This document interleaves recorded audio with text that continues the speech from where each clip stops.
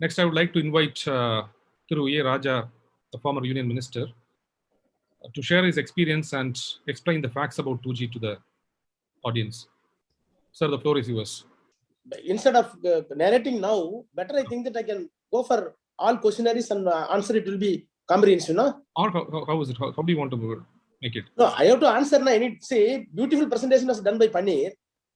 You tell your views. Any questionnaires from the viewers or from you, I can answer now. That's all. That will be good. Then should I go ahead, sir, with the question? Yeah. Please. So compared to what Paneer sir said, I would also like to confirm with him. At the same time, I take a different view. I say that spectrum is a public good, right? For like water, like air, for a developing country. In fact, Larry Page, CEO of Google, in 2015 meeting in World Economic Forum said, for developing countries and underdeveloped countries, we were actually talking about Africa, the spectrum should be given at a low cost and with maximum competition, so that he thought then the pricing will go down. For example, from 2006 to 2009, the pricing drastically reduced. But he comes, CAG Vinod Roy, and then he calculates a figure like how Paneer sir said, and says it's a loss to the exchequer. How can it calculate exchequer for public good? Because when more people have telephone, then it's going to improve the economy. So somehow I feel, did we fail to communicate this to the people?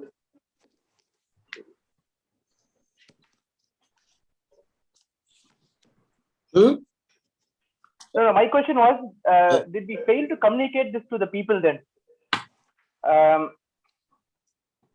No.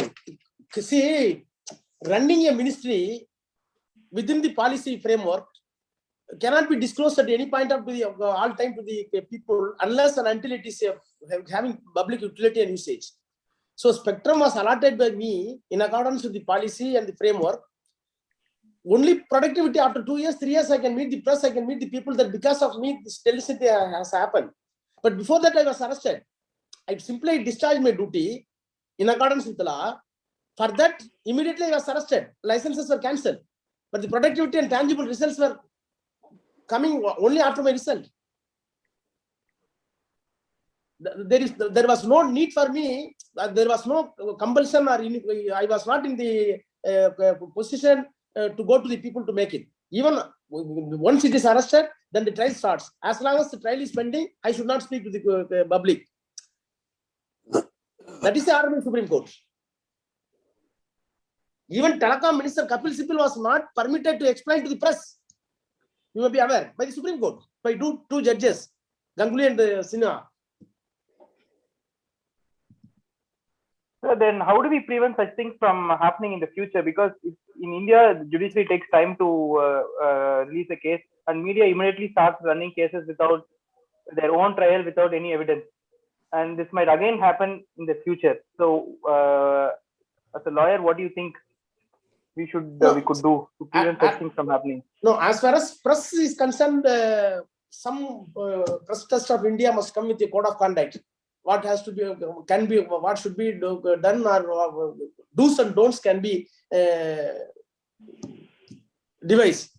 But so far as CAG is concerned, I must share with you the all presentation that was done by Paneer was known to CAG because a draft report was sent to the ministry. Initially, I presumed that CAG was not able to understand the issue. He gave all the points. Cut-off date is wrong. First come policy is wrong. Spectrum should have been auctioned. The dilution of share is wrong. All these things he put it. First time it came by reading the file, mere perusal may not give the correct conception over the issues. I believe that send the reply. The major evidence for me in favor of me in the trial court is, which was not looked by the Supreme Court, is paravary remarks for the draft audit report was given by Vinod Roy and the team was repelled by me, not by me, my secretary and officers and technical people. Each and every line, what said in the presentation, it was all there in the, everything was, all these things were there in the reply. In spite of the reply, that reply was not at all taken into consideration, it was not at all entertained. Even he did not say, you see the CAG report, final report, we send the draft, report came, that report says, reply came, the reply is not sustainable under law, or report is not correct. That was not ruled out. Totally, my report was, ministry reply was completely suppressed and put into dark. He gave the same report, even with more figures. That is the problem. That is why in my book I said, Vinod Rai is not a fool. He's a learned man. He knows the things. Being not only IAS officer, he served in many capacities. He's an intelligent fellow.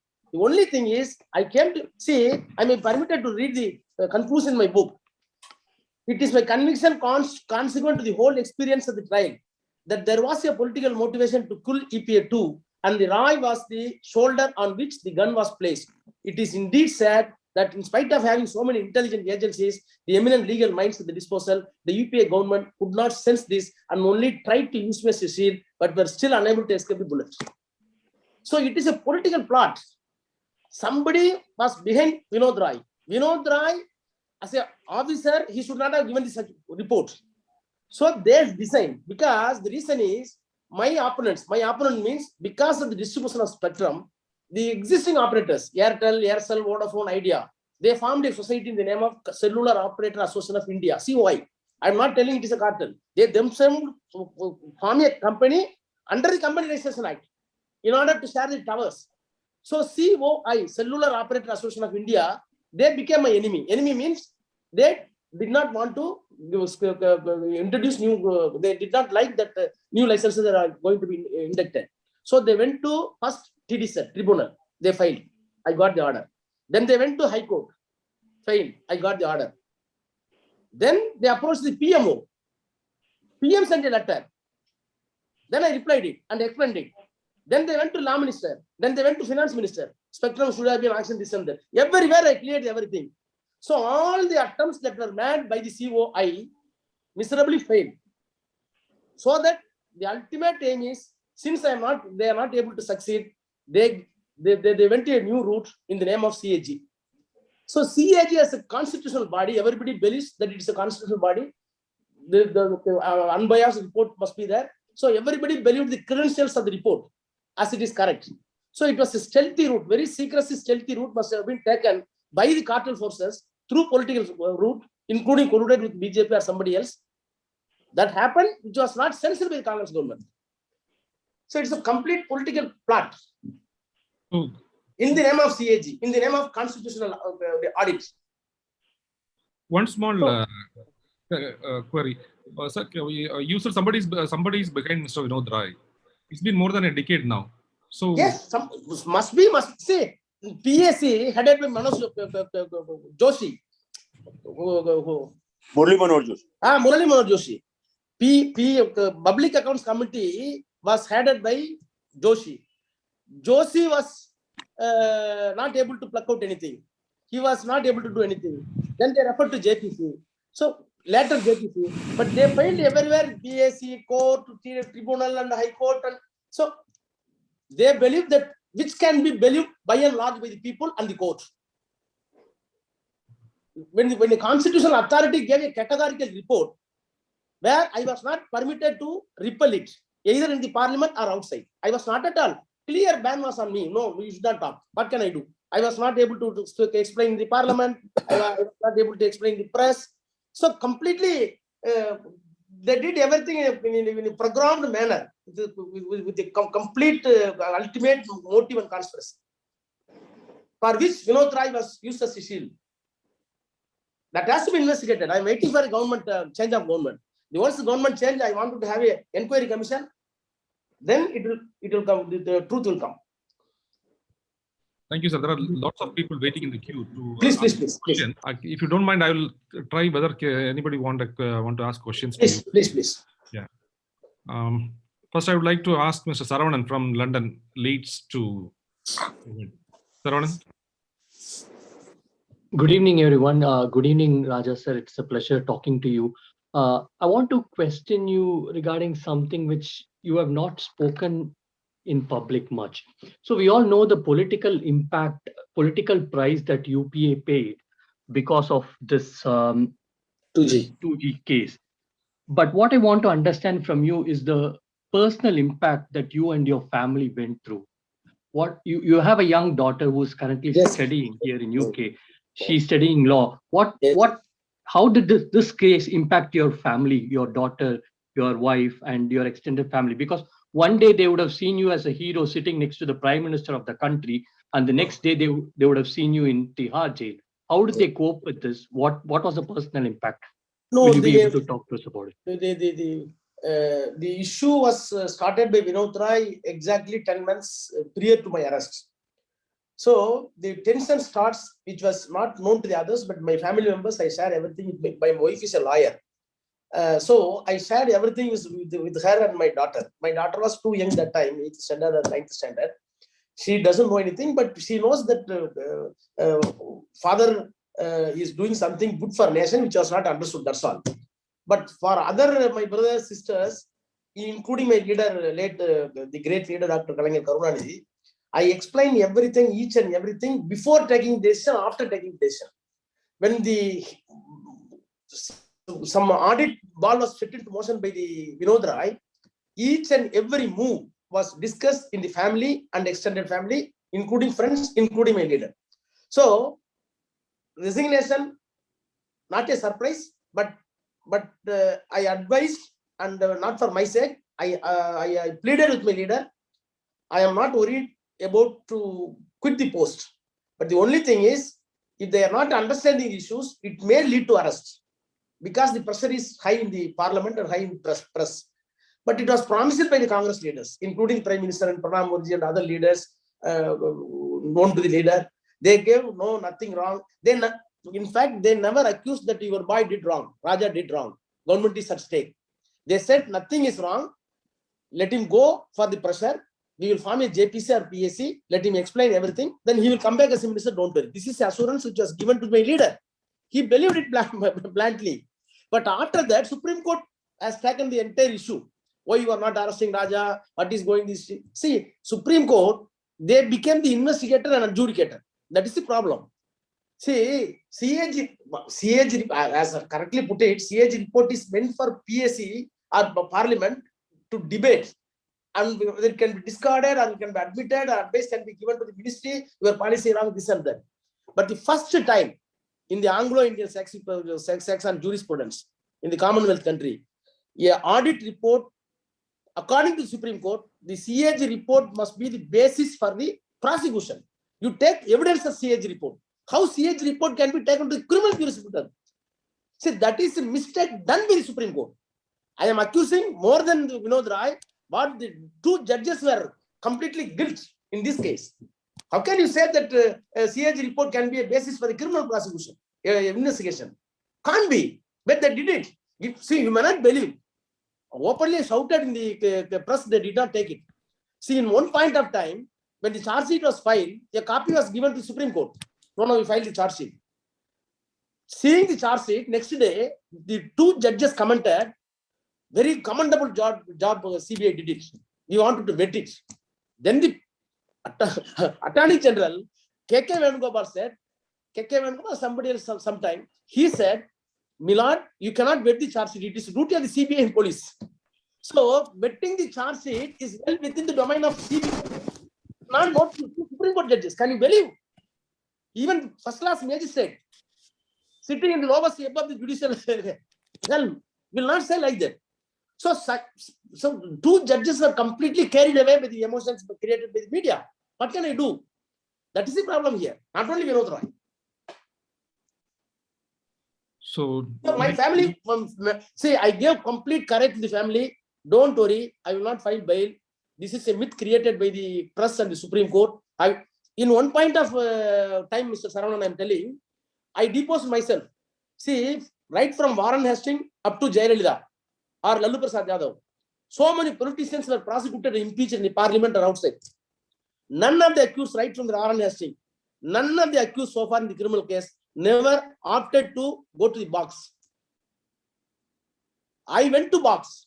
Even the High Court just said, I had 35 years experience in the judicial as a judicial officer. Mr. Raja, you must be very careful.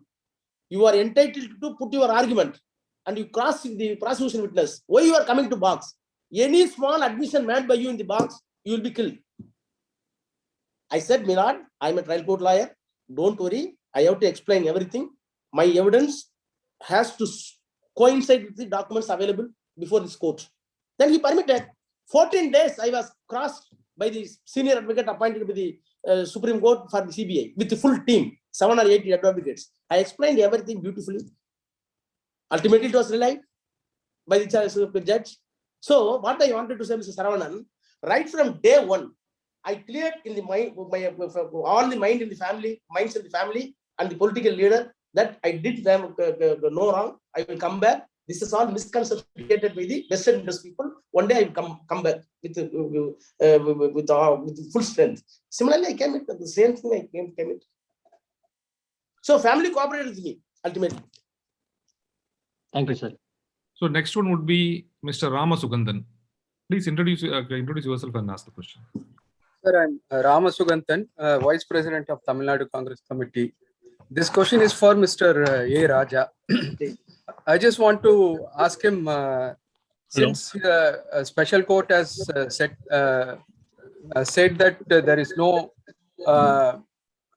charges against Mr. Raja, why don't we ask for that particular CAG report to be removed or withdrawn from the public? No, there is no provision in the parliamentary system. That is the problem. Report is report.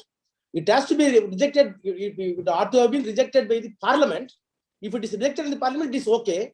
But ultimately, it went to Supreme Court and Supreme Court monitored the case. So report is, you can say the report is right or wrong. The report cannot be drawn as per the... And what is the remedy? Because Mr. Vinod Rai has created a personal loss to you. Brother, this is the problem in law.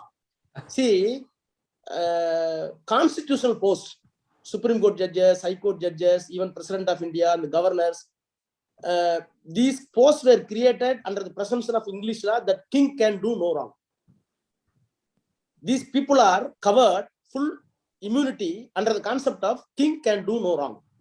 But king does wrong. What is the remedy? It is not in the law. That is the problem.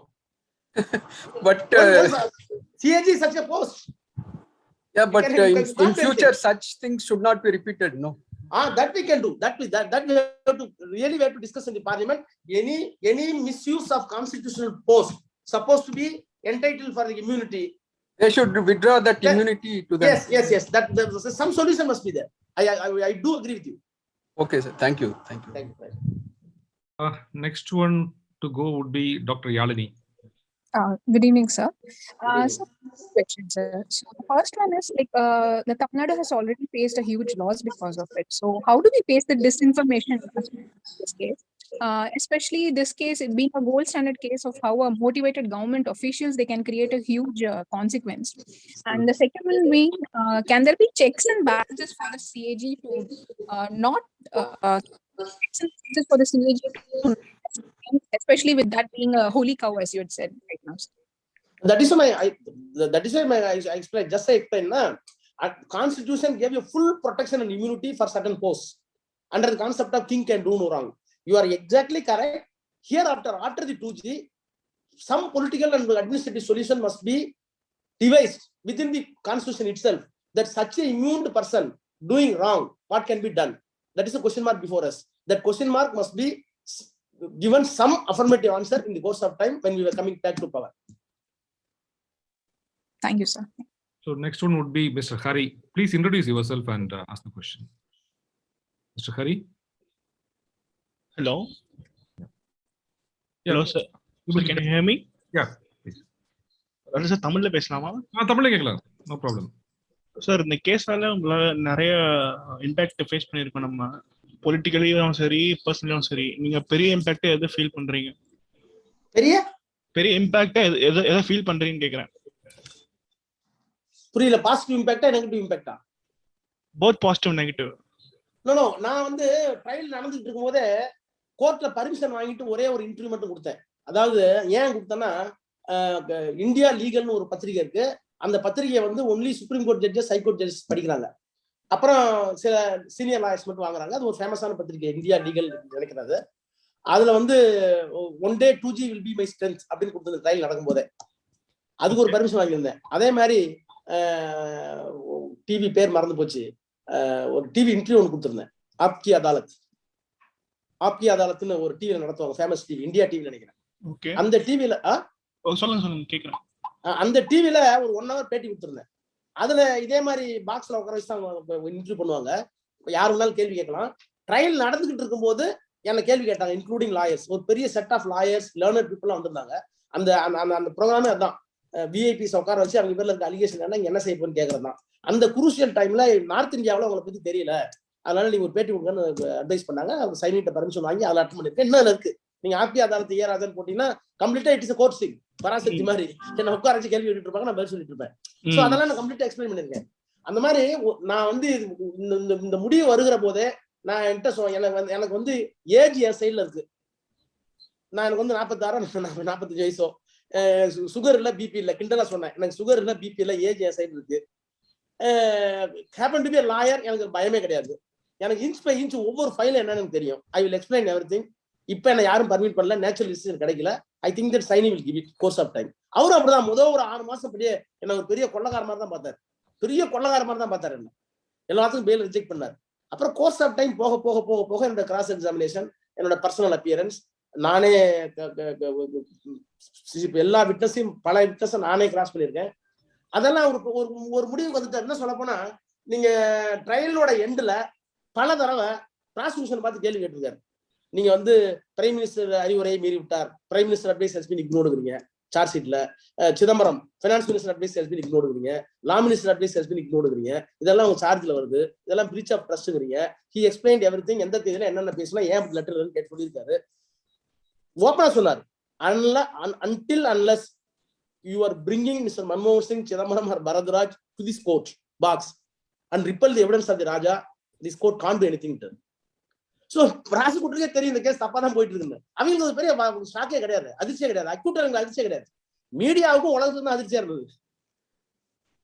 Sir இன்னொரு question கேட்கலாமா? சொல்லுங்க. 2G case win பண்ணதுக்கு அப்புறம் தளபதி கிட்ட meet பண்ணீங்களா? என்ன சொன்னாரு அவர் first word? இல்ல அவர்தான் இதுக்கே வந்துட்டாரு, ஏர்போர்ட்டுக்கு வந்து கட்டி பிடிச்சிட்டாரு. ஏர்போர்ட்டுக்கு வந்து கட்டி பிடிச்சிட்டாரு. தலைவர் தான் வந்து காதல சொல்றோம், அவருக்கு விளங்குது, பேச முடியல, அவர் தான் கையை பிடிச்சி முத்தம் கொடுத்தாரு. Okay, thank you, sir. Thank you. So next one would be Faisal from London. Faisal? No, Vanakkam. Hope you're doing good now. Vanakkam. My question is, how did you feel and what was your reaction when Vinod Rai has admitted himself and saying that the information which he gave knowingly false, and indeed he unconditionally apology to the court? We all need to know that who will cure the grief and pain you and your family have experienced. When is the permanent solution for you, and when will Vinod Rai and the liars be punished? No, I am happy that he has unconditional apology, but it is an explicit apology, that's all. But he apologizes everything with silence. Why I am saying with silence? I am telling. Immediately December I was acquitted. January, February book was released. In the book, in one place I said, by all these mischiefs which was done by Vinod Rai, recalling the words of Dr. Ambedkar, and I quote, an educated man without humility and character is more dangerous than a beast if his education is detrimental to this country and society. He did not open his mouth. Almost I said, you are a beast. நீ மிருகன்னு நான் சொல்லிட்டேன். அதுக்கு பிறகு படிச்சு பார்த்துட்டு react பண்ணல, நான் என்ன பண்ண முடியும்? Amazing. Thanks. Okay. Next one would be Mr. Swaminathan. Swaminathan? Mr. Swaminathan? Yeah. Good evening. Question is for Raja. So please introduce yourself. From where you are talking? Hello? Please introduce yourself. Yeah, I am Swaminathan. I am an engineer. I work as a chief advisor to the company. So I am closely following this. And what will happen in the appeal? Now the government has gone to appeal. What will be the thing? How will we overcome this? That is why I am telling. Have you heard in your career, in your life, that the accused in a sensible and very what we call very big case opted for himself to go to box and depose evidence before the court? No, I have not heard. First time I have seen you doing it. No, that is why O.P. Saini, Paneer and other people said that it's a choreographic charge sheet. Nirbhum said choreographic charge sheet. Not only choreographic. In other places he said the entire case was misunderstood by people, some people and institutions. because a trial court judge cannot accuse Supreme Court and CAG. After all, he is a district judge. Okay. So carefully he put it, because of the misconception which was created, misconception created by the institutions and individuals. Okay. This case was made.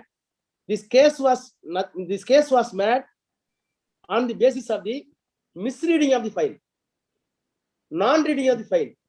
Okay. Selective reading of the file. Three words, Okay. very carefully put it. Selective reading of the file. சில கோப்புகளை மட்டும் படித்ததால், சில கோப்புகளை படிக்காததால், சில கோப்புகளை இடப்பொருத்த மட்டும் படித்ததால், நான் contact. Because of this case came into existence. அதனால அப்பீல பத்தி நம்ம கவலைப்பட வேண்டிய அவசியம் இல்லை. நம்ம each and every point அங்களால உண்மை பண்ண முடியாது. Okay, okay. Good. Thank you. I am worried about the appeal. They are gone. What will happen? I was thinking. Okay. Thank you. Nice. So next Thank you. one, Mr. Uday Kumar. Sir வணக்கம். நான் Udhayakumar, ஸ்வீடன்ல software இன்ஜினியரா இருக்கேன், Volvo ட்ரக்ஸ்ல. நான் காத்தன்பர்க்ல இருந்து பேசிட்டு இருக்கேன். நீங்க பேசின ரஜத் சர்மா ப்ரோக்ராம 3-4 வாட்டி நான் இது வரைக்கும் பார்த்திருக்கேன்.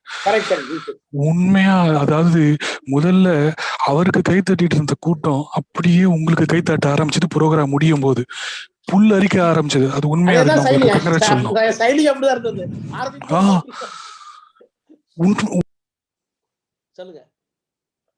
சொல்லுங்க. ஆடியோ இல்ல. ஹலோ, ஐ திங்க் கேக்குதுங்களா உங்களுக்கு? கேக்குது, சொல்லுங்க. ரெண்டாவது, நீங்களே வாதாடி இதை ப்ரூவ் பண்றதுக்கு உண்மையா ஒரு திறமை, ஆளுமை வேணும். அதுல இருந்து நான் உங்களுடைய ஒரு விசிறி ஃபேன் ஆயிட்டேன் நானு. ஒரு ரியல் ஹீரோ. இதுல சில கேள்விகள் கேட்கப்பட்டது. உங்களுக்கு என்ன இழப்பு? உங்கள் இழப்பை விட நாட்டிற்கு இழப்பு ஜாஸ்தின்னு நான் நினைக்கிறேன். அதாவது எனக்கு என்ன வருத்தம் கேட்டீங்கன்னா, நான் சொன்ன மாதிரி ஏஜ் சைட் இருந்தது. எனக்கு பிபி இல்ல, சுகர் இல்ல, டெய்லி விளையாடினேன், தைரியமா இருந்தேன், வீட்டுல எல்லாம் தைரியமா இருந்தாங்க.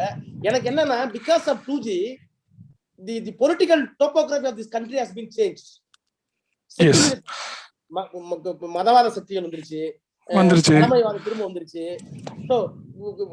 அதாவது நம்மளுடைய விடுதலை வாங்கி தந்த பெரிய பெரிய தலைவர்கள் எல்லாம் இந்தியாவை பத்தி என்ன கனவு கண்டாங்களோ அந்த கனவுக்கு எதிராக ஒரு இடதுசாரி சக்திகள் இன்னைக்கு நாட்டை ஆண்டுட்டு இருக்கு. அதுக்குதான் நானும் வரேன் இப்போது. அதுக்குதான் நானும் இப்போது வரேன். நீங்க, அதாவது நான் கேட்க வேண்டிய கேள்விக்கும் பதிலுக்கும் சஞ்சய் சாரும் ஏற்கனவே சொல்லிட்டாங்க. நீங்க அவர்களை கோர்ட்ல சந்திக்கணும், அவர்களை கோர்ட்ல நீங்க வெல்லணும் அப்படின்லாம். என்னுடைய இது என்னன்னா, இது ரொம்ப ருசிகரமா இருந்தது. இவ்வளவு பெரிய அமௌண்ட், அதுவும் பண்ணது யாரு? ஒரு திமுக ஆள் அப்படின்னும் போது நாட்டுல எல்லாருக்கும் ரொம்ப சந்தோஷமா ருசிகரமா இருந்தது.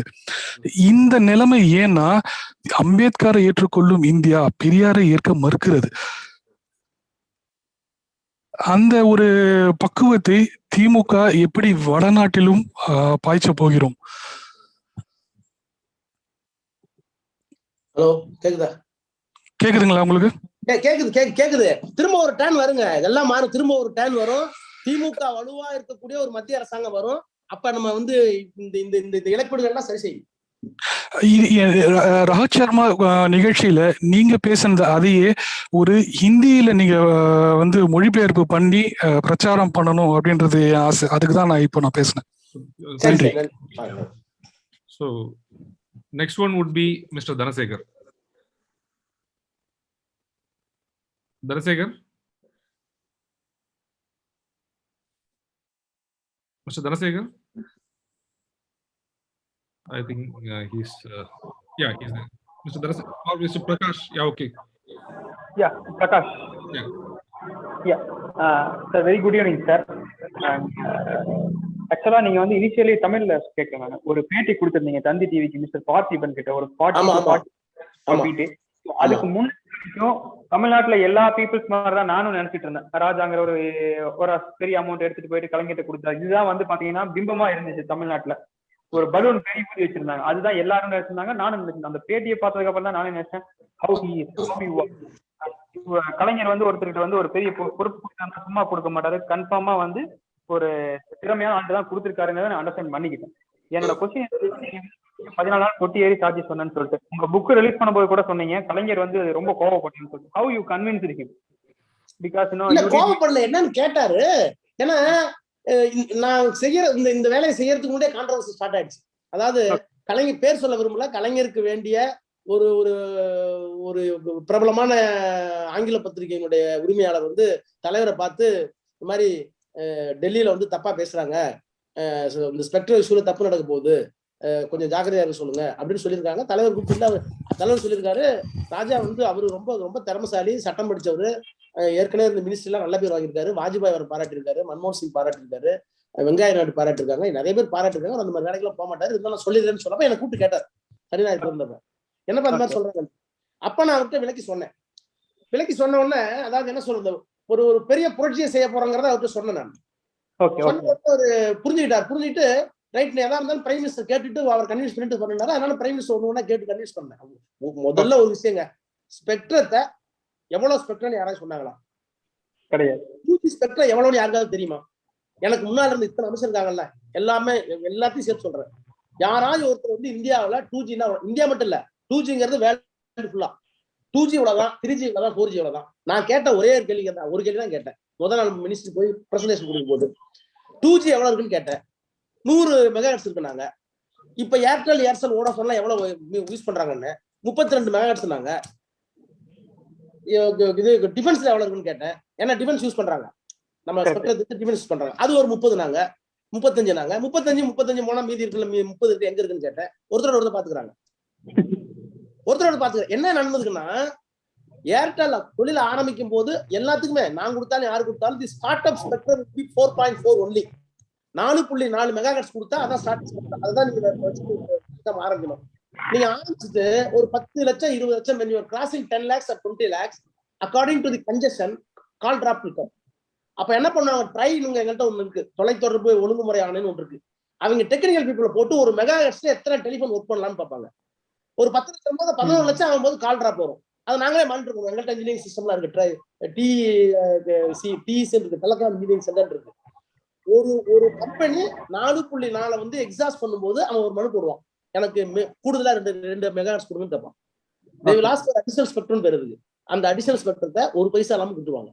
அப்ப 4.4 வாங்கின சுனில் மித்தல் ஏர்டெல் நான் மந்திரி ஆகும்போது 14.5 வச்சிருக்காரு.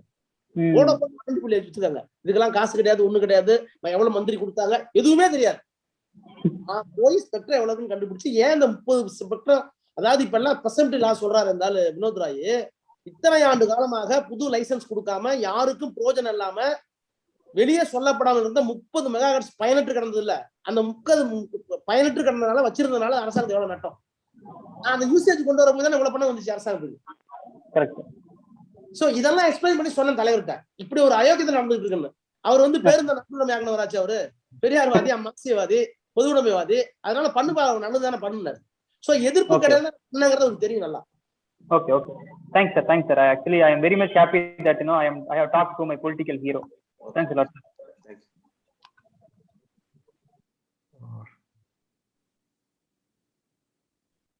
Next one would be Paramanallur M. Prakash. Prakash? வணக்கங்க. ஹலோ, சொல்லுங்க. அனைவருக்கும் வணக்கங்க. நான் வந்தவாசி தொகுதி திமுக தகவல் தொழில்நுட்ப அணி ஒருங்கிணைப்பாளராக இருக்கிறேன்னா, நம்ம கட்சியை வந்து இந்த அளவுக்கு டெல்லியில கேவலமா நடத்துறதுக்கு காங்கிரஸ் கட்சியும் ஒரு காரணம்னு நாங்க நினைச்சிட்டு இருந்தோம். ஆனா இந்த சிஏஜி அறிக்கை வரும்போது இதுல நிறைய பேரு இன்வால்வ் ஆயிருக்காங்க அப்படின்ற இதுதான் எங்களுக்கு தெரியுது.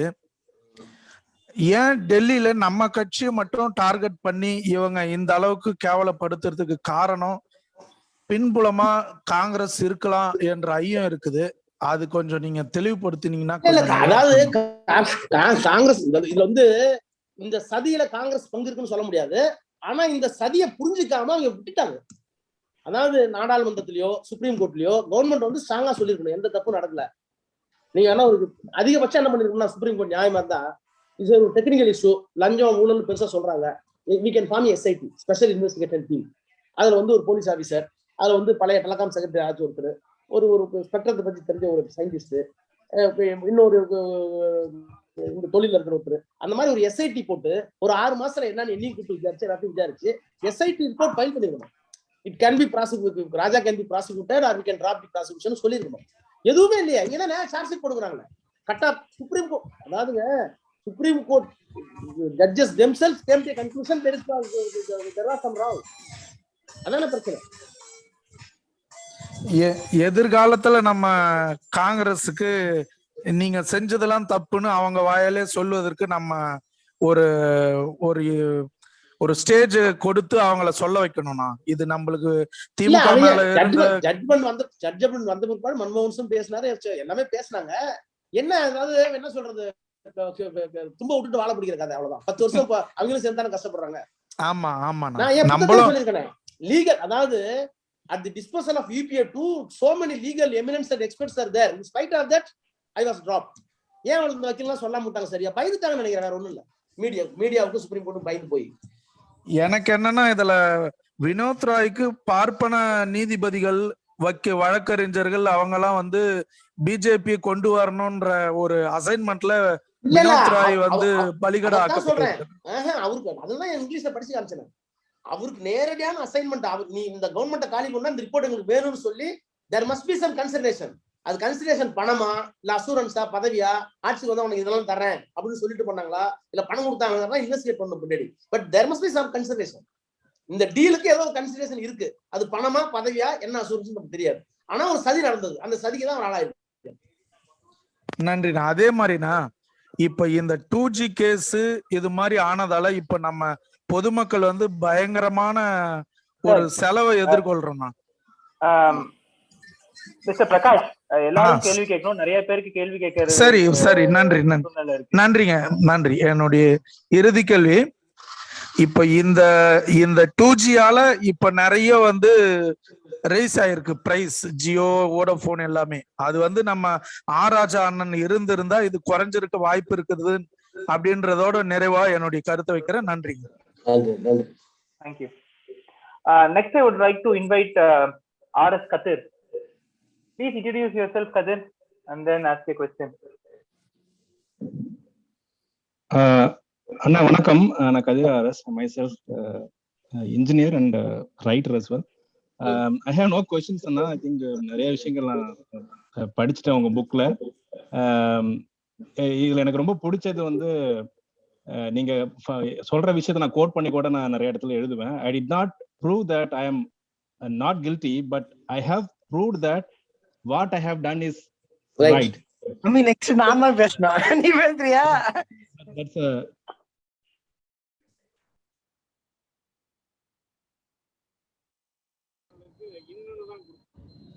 okay. Only one thing I would like to tell. In your book, in the episode of, you have explained the episode of conversation with the very first conversation with Sunil Mittal. He came and met you at 10 o'clock at your office in Delhi. At that time he was very decoratively, he was putting things forward and trying to make you some kind of some push on you, but you very rightly optedly replied him back. So இதெல்லாம் பார்க்கும்போது it looks like almost like இப்ப நிறைய web series movies are being made on very special. Okay, that will be fantastic Anna. Thank you Anna. Okay, thank you. Next would be Vardarajan.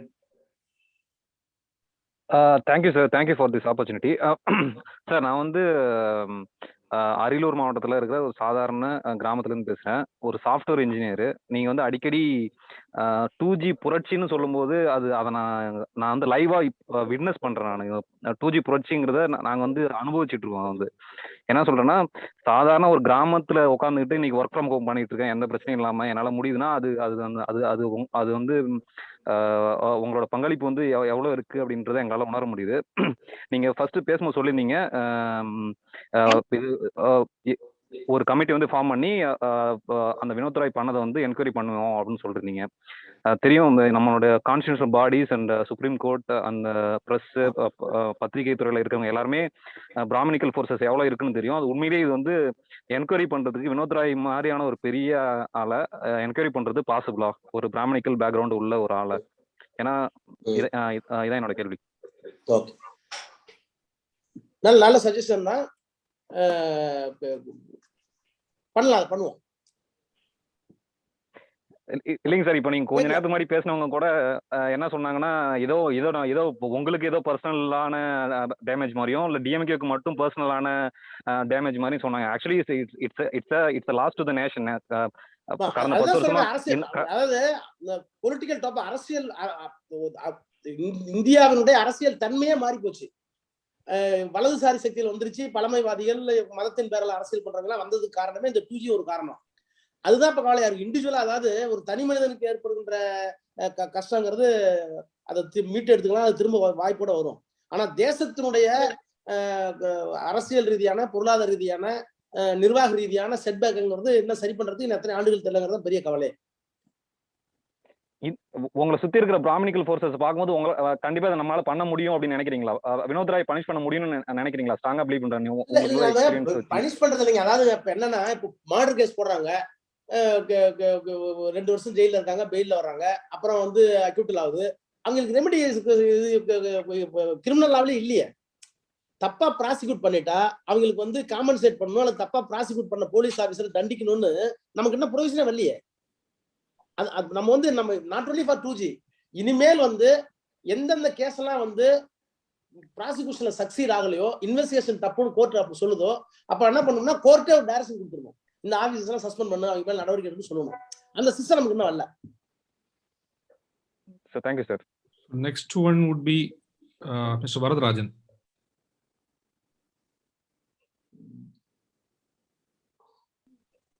So Varadarajan,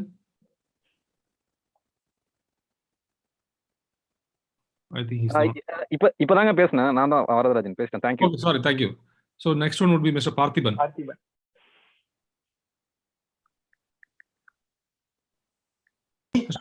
Yeah. Yes, can you hear me? Hello sir. Sir, இது நிறைய பேர் வந்து சொல்றாங்க இந்தியாவுக்கு நஷ்டம், உங்களுக்கு வருத்தம். பெரம்பலூர்காரங்களுக்கும் நிறைய திட்டங்கள் நீங்க மினிஸ்ட்ரியில இல்லாத போது அப்படியே நின்று போச்சு. ஸ்பெஷல் எக்கனாமிக் ஜோன் எல்லாமே இப்ப நம்ம திருப்பி ஆட்சிக்கு வந்திருக்கோம். இல்ல அந்த மாதிரி ஸ்கீம்ஸ் எல்லாம் கொண்டு வரணும்னா ஸ்டேட் மட்டும் போதாது, சென்ட்ரல் கவர்மெண்ட் நம்ம ஒன்றா இருக்கணும். ஸ்டேட்ல என்னென்ன செய்ய முடியுமோ ஸ்டேட்ல செய்யலாம், சென்ட்ரல் கவர்மெண்ட் சேர்ந்து வந்தா நம்ம கேன் புஷ் ஃபார் ஹியர். நீங்க திருப்பி பழைய நிலைமைக்கு வந்து பெரம்பலூரை பழைய மாதிரி டெவலப் பண்ணணும்னு என்னோட ஆசை. Let me brief. There are lots of people in the queue. So next one would be Yes, sir. fellow coordinator Mr. Dhanuka. Yes, sir. So I would make two observations. So you were very right when you said king can make no mistake.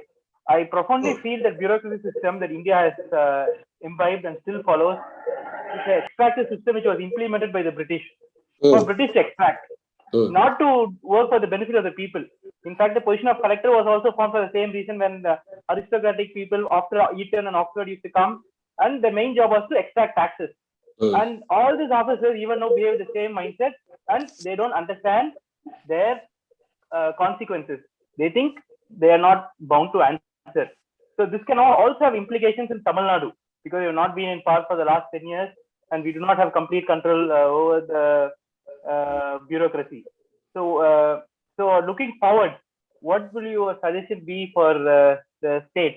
And second question and also an observation is, ஒரு research paper வந்து இருந்தது, அமெரிக்கால எழுதியிருந்தாங்க. அங்க வந்து என்ன சொல்லியிருக்காங்கன்னா, ஒரே தவறு 2 இண்டிவிஜுவல் சேம் கிரைம் பேக்ரவுண்ட், ஒருத்தர் வந்து ஒயிட், இன்னொருத்தர் வந்து பிளாக் ஆப்பிரிக்கன் அமெரிக்கன். அப்படின்னா பிளாக் ஆப்பிரிக்கன் அமெரிக்கன்ஸ் வந்து 3 times நிறைய சான்சஸ் இருக்கும் கன்விக்ட் ஆகிறதுக்கு அதே கேஸ்க்கு. இப்ப வந்து ஒயிட் அமெரிக்கன் வந்து 1 வருஷம் தண்டனை கொடுக்குறாங்கன்னா, அதே கேஸுக்கு அதே பேக்ரவுண்ட் இருக்காங்க கொடுக்குறாங்க. சேம் திங் பாத்தீங்கன்னா இந்தியாவிலும் எடுத்து பாத்தீங்கன்னா, அப்பார்ட் ஜெயில இருக்க அண்டர் ட்ரைவ்ஸ் 72% அண்டர் ட்ரைவ்ஸ். அந்த அண்டர் ட்ரைவ்ஸ்லயும் நீங்க நம்ம எடுத்து பார்த்தோம்னா more than 80%, 90% come from OBC or other lower communities. More weaker the community is, higher the proportion in jail. So அப்படின்னு வந்து பார்த்தோம்னா justice is not fair. And again if you look even among politicians, RJD ல இருந்து இருப்பாங்க, DMK ல இருந்து இருப்பாங்க, எந்தெந்த பார்ட்டிலாம் சோஷியல் ஜஸ்டிஸா ஃபைட் பண்ணுதோ அந்த politicians தான் convicted இருப்பாங்க. You never see one Brahminical politician convicted, even though there are mistakes. So these are my two questions. First, bureaucratic reform, and second is judiciary reform. இல்ல, bureaucratic remarks வந்து it can be done if you are coming power, அது பண்ணணும். ஆனா இந்த judicial reformsங்கிறது அந்த racial difference அமெரிக்காவில் இருந்த மாதிரி இங்கேயும் இருக்குன்னு தான் சொல்லணும். ஏன்னா அதுக்கு 2 காரணம் இருக்கு. அங்க எப்படி கலர் மாறினா இன்வெஸ்டிகேஷன் டைப்பே மாறுதோ அதே மாதிரி இங்கேயும் வந்து டெலிவரிங் ஜுடிஷியல் ஜஸ்டிஸ்ல கூட ஏழை பணக்காரன் ஜாதி வித்தியாசம் எல்லாமே இருக்கு. நான் இன்னும் சொல்ல போனா தலைவர் ஒருத்தர் சொல்லியிருந்தார். நான் அப்ப சொல்லியிருந்தேன்னா எல்லா தப்பையும் பண்ணிட்டு ராஜா ஜாதி வச்சிருக்குதான்னு சொல்லுவாங்க. பட் கலைஞர் ஒருத்தர் சொன்னார். அதாவது நார்த்ல என்னன்னு கேட்டீங்கன்னா முதல்ல நார்த் சவுத் டிவைட், அப்புறம் வந்து பிராமின் நான் பிராமின் டிவைட், அப்புறம் நான் பிராமின்குள்ளேயே தலித் நான் தலித் டிவைட். நீங்க எந்த ரேட்டிங் போட்டாலும் அதுக்கு ஒரு வெயிட் இருக்கு தான் செய்யுது டெல்லியில். இப்ப நீங்க வந்து ஒண்ணு இல்ல, வேற எந்த சீனியர்ஸ் மினிஸ்டர் இருந்தாலும் ஈவன் காங்கிரஸ்லயே கபில் சிபல் மேலேயோ சிதம்பரம் மேலேயோ அல்லது வந்து மணிசங்கர் ஐயர் மேலேயோ அல்லது ரமேஷ் மேலேயோ இந்த மாதிரி ஒரு report வந்திருந்ததுன்னா whether they will be permitted to speak inside the parliament and outside the parliament, Supreme Court பண்ணிருக்குமா? அதை நான் இது வரைக்கும் சொன்னதில்லை. நான் சொன்னா இவர் ஏதோ கலர் மாத்தி பேசி அவரை தப்பிக்க பாக்குறாருமாங்க. நீங்க எப்படி வந்து ராஜா should not speak outside சொல்லலாம்? பேசவே கூடாதுங்கிறீங்க. என்ன விட்டுருங்க, டெலிகாம் மினிஸ்டர் போய் எக்ஸ்பிளைன் பண்ணா நீ ராஜா ஜஸ்டிஃபை பண்ணி பேசக்கூடாதுங்கிறாங்க. How? Where? ஒரு டெலிகாம் மினிஸ்ட்ரி வந்து எனக்கு முன்னாடி இருந்த மினிஸ்ட்ரி காசு வச்சு அவர் என்ன சொன்னாரு, any money transaction with Raja that is altogether different, let them take criminal action. As far as the administrative decisions which were taken by Raja on the file is justified. அதான் சொன்னாரு. அடுத்த நாள் காலையில 11 மணிக்கு ஜட்ஜஸ் வந்து உட்கார்ந்த உடனே how your telecom minister can go and justify Raja's submission? We will not permit. Tell your telecom minister he should not speak. and attorney general I will undertake that. So இது நான் என்ன கேக்குறேன், இது வந்து எல்லா அருண்ஜேட்லி மேல ஒரு கேஸ் போடுறீங்க, அருண்ஜேட்லி மேல கேஸ் சொல்லிடுவாங்களா? சோ அந்த வித்தியாசம் இருக்கதான் செய்யுது, அது we cannot ignore. பட் அது ஒன்னொன்னா அது என்ன சொல்றது, ஒரு திராவிடியன் மூவ்மெண்ட் மாதிரி ஒரு மூவ்மெண்ட்டுக்கு நார்த் இந்தியாவில் இல்லைங்கிறது தான் பெரிய வருத்தமே. புரிஞ்சுக்க மாட்டேங்கிறாங்களா, என்ன பண்றது? So next one would be Mr. Tirunavukarasu, RT.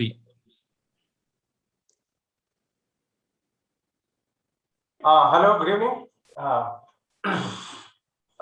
May I ask this question to Mr. Raja? Please introduce yourself, Mr. Tirunavukarasu. Yeah, I'm Tirunavukarasu, teaching sociology at the University of Hyderabad, sir. I have a small submission to make. Sir, you were definitely a pioneering figure as far as the telecom policy is concerned. Now it's been clearly established. You made a remarkable turnaround in the telecom policy and particularly in its practice, no doubt.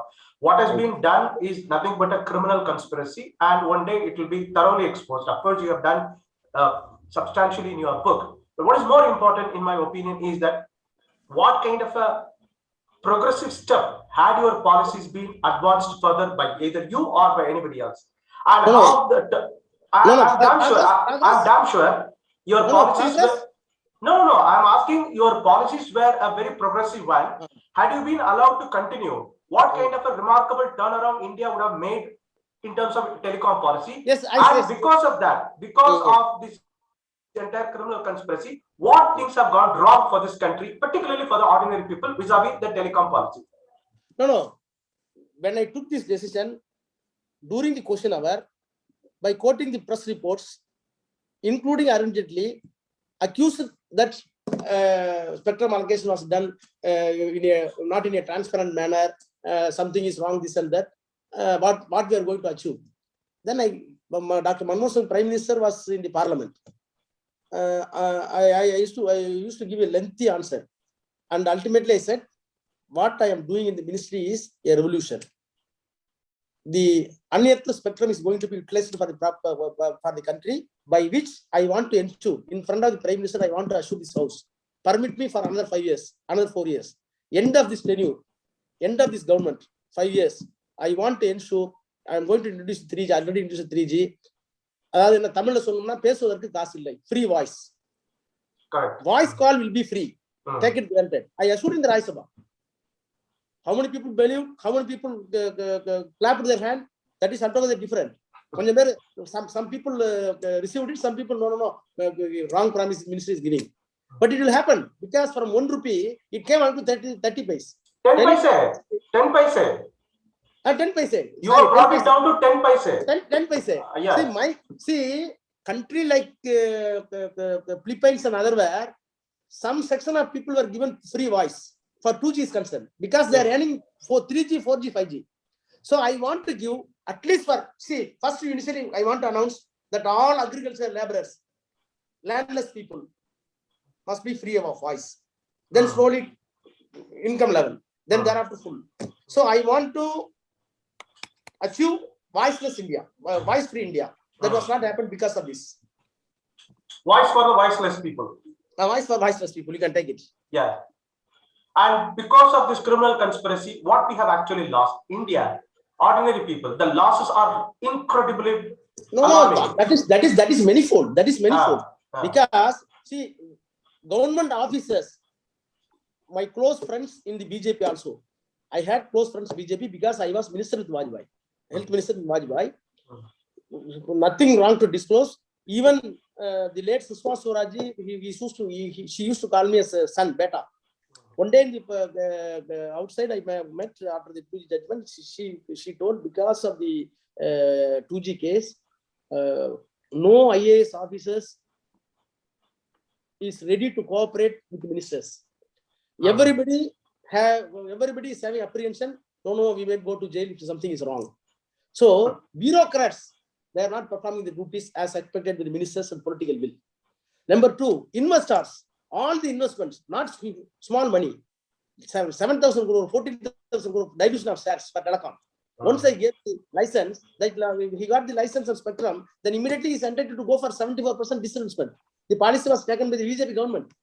Then the 10,000 crore, 14,000 crore injected in the all companies, including the what we call Uninar and all other companies. But now they are in arbitration, international arbitration. They believed your policy. They believed that the government did good. They got license and spectrum. They invested huge money. Ultimately, Supreme Court cancel the license. Where the money will go? The entire money is confiscated. Who has to pay now? So foreign investment has come down. It was admitted by Sushma Swaraj. No investment, no cooperation with the bureaucrats because of 2G. In a way, I think the emergence of crony capitalism is quite visible. Yes. Thank you so much, sir. So how more minutes you may have, because at least 12 people are in the queue. Finish it quickly. Okay, fine. So next one would be Mr. Gobinath. Thank you very much. Sir, நான் public policy professional. So even last meeting நான் இங்கே IIM பெங்களூரில் படிச்சுட்டு இருக்கேன். இந்த கேஸை பற்றி discuss பண்ணிருந்தோம். ஸோ என்னோட டவுட் என்னன்னா, நான் வந்து இந்த எக்ஸ்டர்னாலிட்டிஸை வந்து எவாலுவேட் பண்ணுற இதில் ஒர்க் பண்ணிருக்கேன் கரண்ட்லி. ஸோ இப்போது ஒரு கேஸ், இப்போது 2G மாதிரி கேஸில் ஒரு 10 years நம்ம ஒரு கேஸ் நடக்குது. அது வந்து ஒரு ஸ்டேட் அது ஸ்டேட் வந்து கவர்னன்ஸ், அதாவது கொஞ்சம் வளர்றேன், சுப்ரீம் கோர்ட்டை ஜுடிஷரியாக இருக்கட்டும், ஒரு எக்ஸிக்யூட்டிவ்ஸாக இருக்கட்டும், ஒரு லெஜிஸ்லேச்சர்ஸ் மேலே வந்து ஒரு அட்டாக் பண்ணி அதால் ஒரு 10 years வந்து ஒரு லாஸ், ஒரு சோசியல் பேட், ஒரு சமூகத்துக்கு ஒரு இழப்பு ஏற்படுது இல்லையா? ஸோ அதை இவாலுவேட் பண்ணுறது வந்து நாங்கள் வந்து அதை பற்றி திங்க் பண்ணிருந்தோம். இப்போது 2Gயால் இப்போ எப்படி அவங்க இந்த 1 lakh அந்த அமௌண்ட், பர்டிகுலர் அமௌண்ட் போட்டு இது இழப்பு ஏற்பட்டுன்னு சொன்னாங்களோ, இப்போ அந்த கேஸ் வந்து டிஸ்ப்ரூவ் ஆன உடனே இப்போ 10 வருஷத்துல சமூகத்துக்கு எவ்வளோ இழப்பாயிருக்கு அந்த கேஸால அப்படிங்கிறத பத்தி அது சாத்தியமான்னு சொல்லி பார்த்துட்டு இருக்கோம். ஸோ நீங்க ஏற்கனவே அப்படி யாராவது ஒர்க் பண்ணிட்டு இருக்காங்களா? அது சாத்தியமா இல்ல? அது தனி ஸ்டடி இல்ல. சுஷ்மா ஸ்வராஜ் சொன்ன மாதிரி இந்தியாவுக்கு வர வேண்டிய நிறைய இன்வெஸ்ட்மெண்ட் வந்து பயந்துட்டாங்க. இனிமேல் இந்தியாவுக்கு போனா சேஃப் இல்ல, இடி வரும், இன்கம் டேக்ஸ் வரும், கவர்மெண்ட் அதை வந்து குவான்டிஃபை பண்ணி. ஏன்னா இந்த ஃபாரின் இன்வெஸ்ட்மெண்ட் எல்லாமே approved in the cabinet committee on economic affairs தனியா இருக்கு. பொருளாதாரத்திற்கான அமைச்சரவை குழுன்னு இருக்கு, headed by prime minister. See, when the cabinet committee on economic headed by prime minister approved the foreign investment, they believed that everything is right. Suddenly in one morning, cancellation of license, cancellation everything, where they can go? That is a problem. So after that, after 5 years, people did not opt to come for India for investment. People are putting to jail, cancellation of licenses, money will go, we have to go for international arbitration. So this huge loss in terms of money also. இதை quantify பண்ணி அத்தன்டிக்கா இந்த இதுதான் number XYZன்னு சொல்றதுக்கு ஒரு try பண்ணலாம். அது சொல்ல முடியாது. ஏன்னா இப்ப பவர்ல இருக்கீங்கன்னு சொல்ல முடியாது. ஆனா இன்னும் சொல்ல போனா கேபினெட்லயே டிஸ்கஷன் நடந்திருக்கு. என்னோட சில பேர் என்று சொல்லியிருக்காங்க. அதாவது வந்து இந்தியாவுக்கு வர வேண்டிய இன்வெஸ்ட்மெண்ட் எல்லாம் பல இன்வெஸ்ட்மெண்ட் வந்து ஈவன் இலங்கைக்கே போயிருக்கு, வேற கண்ட்ரிக்கு பக்கத்து கண்ட்ரி ஆசியன் கண்ட்ரிஸ் எல்லாம் போயிருக்கு. இந்த 2Gயால எல்லாம் பயந்துட்டாங்க. பட் அது சொல்ல மாட்டாங்கல்ல. ஏன்னா அதை வந்து if at all you want to have a study, such a study can be conducted only by the people those who are in power. அவங்க பவருக்கு வந்தது காரணமே இதுதான். நான் வெளியே சொல்ல மாட்டாங்கல்ல. They came power because of this. So they will not disclose. அது வந்து எப்படி நாங்க பாக்குறோம்னா வெறும் வெளிநாட்டு இந்த இன்வெஸ்ட்மெண்ட் மட்டும் இல்ல. இப்போ ஒரு UPA கவர்மெண்ட் இருக்குன்னா அவங்க என்னென்ன பாலிசி எல்லாம் வச்சிருந்தாங்க, NTA இருக்கு, இதுக்கு என்ன டிஃபரன்ஸ்னு பார்த்து அதுதான் நான் சொல்றேன். அரசியல் மாற்றம்னு சொல்லிட்டேன். அதாவது இன்டர்னலா நான் சொல்றேன், இந்தியாக்குள்ளேயே எவ்வளவு வித்தியாசம் இருக்கு அப்படின்னு பார்க்க வாய்ப்பு இருக்கு அப்படின்னு. Okay, thank you. ஏங்க நீங்க என்ன பச்சையா சொன்னா,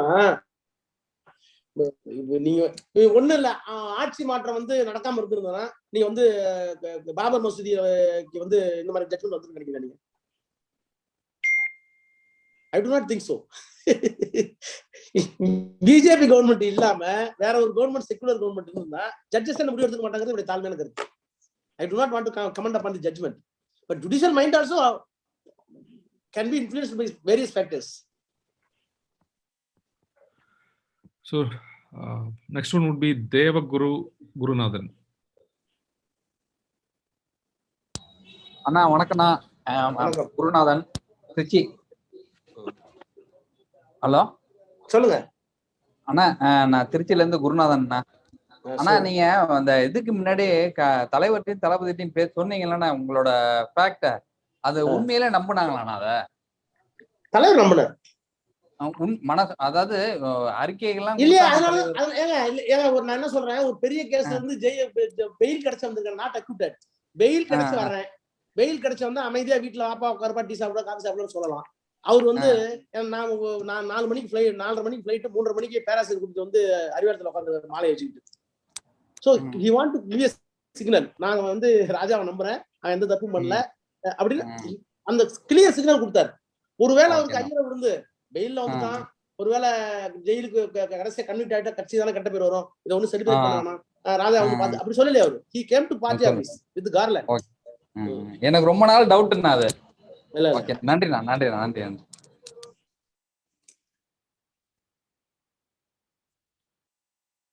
Hello, thank you so much. So next to go would be Akila Devi. Are you there? I think she is not ready. So I think she is not ready. Before that, I'd like to make one more observation. இப்போ 2021 நம்ம எடுத்து பார்த்தோம்னா 2 company தான் இருக்காங்க, mobile company. அது ஒரு ஒலிகார்கி வரதுக்கு வாய்ப்பு இருக்கு. ஏர்டெல், ரிலையன்ஸ், வோடஃபோன் எப்ப வந்து காலி ஆவாங்கன்னே தெரியாது. I think that's another thing that we need to almost முடிச்சிட்டாங்க. ஆமா.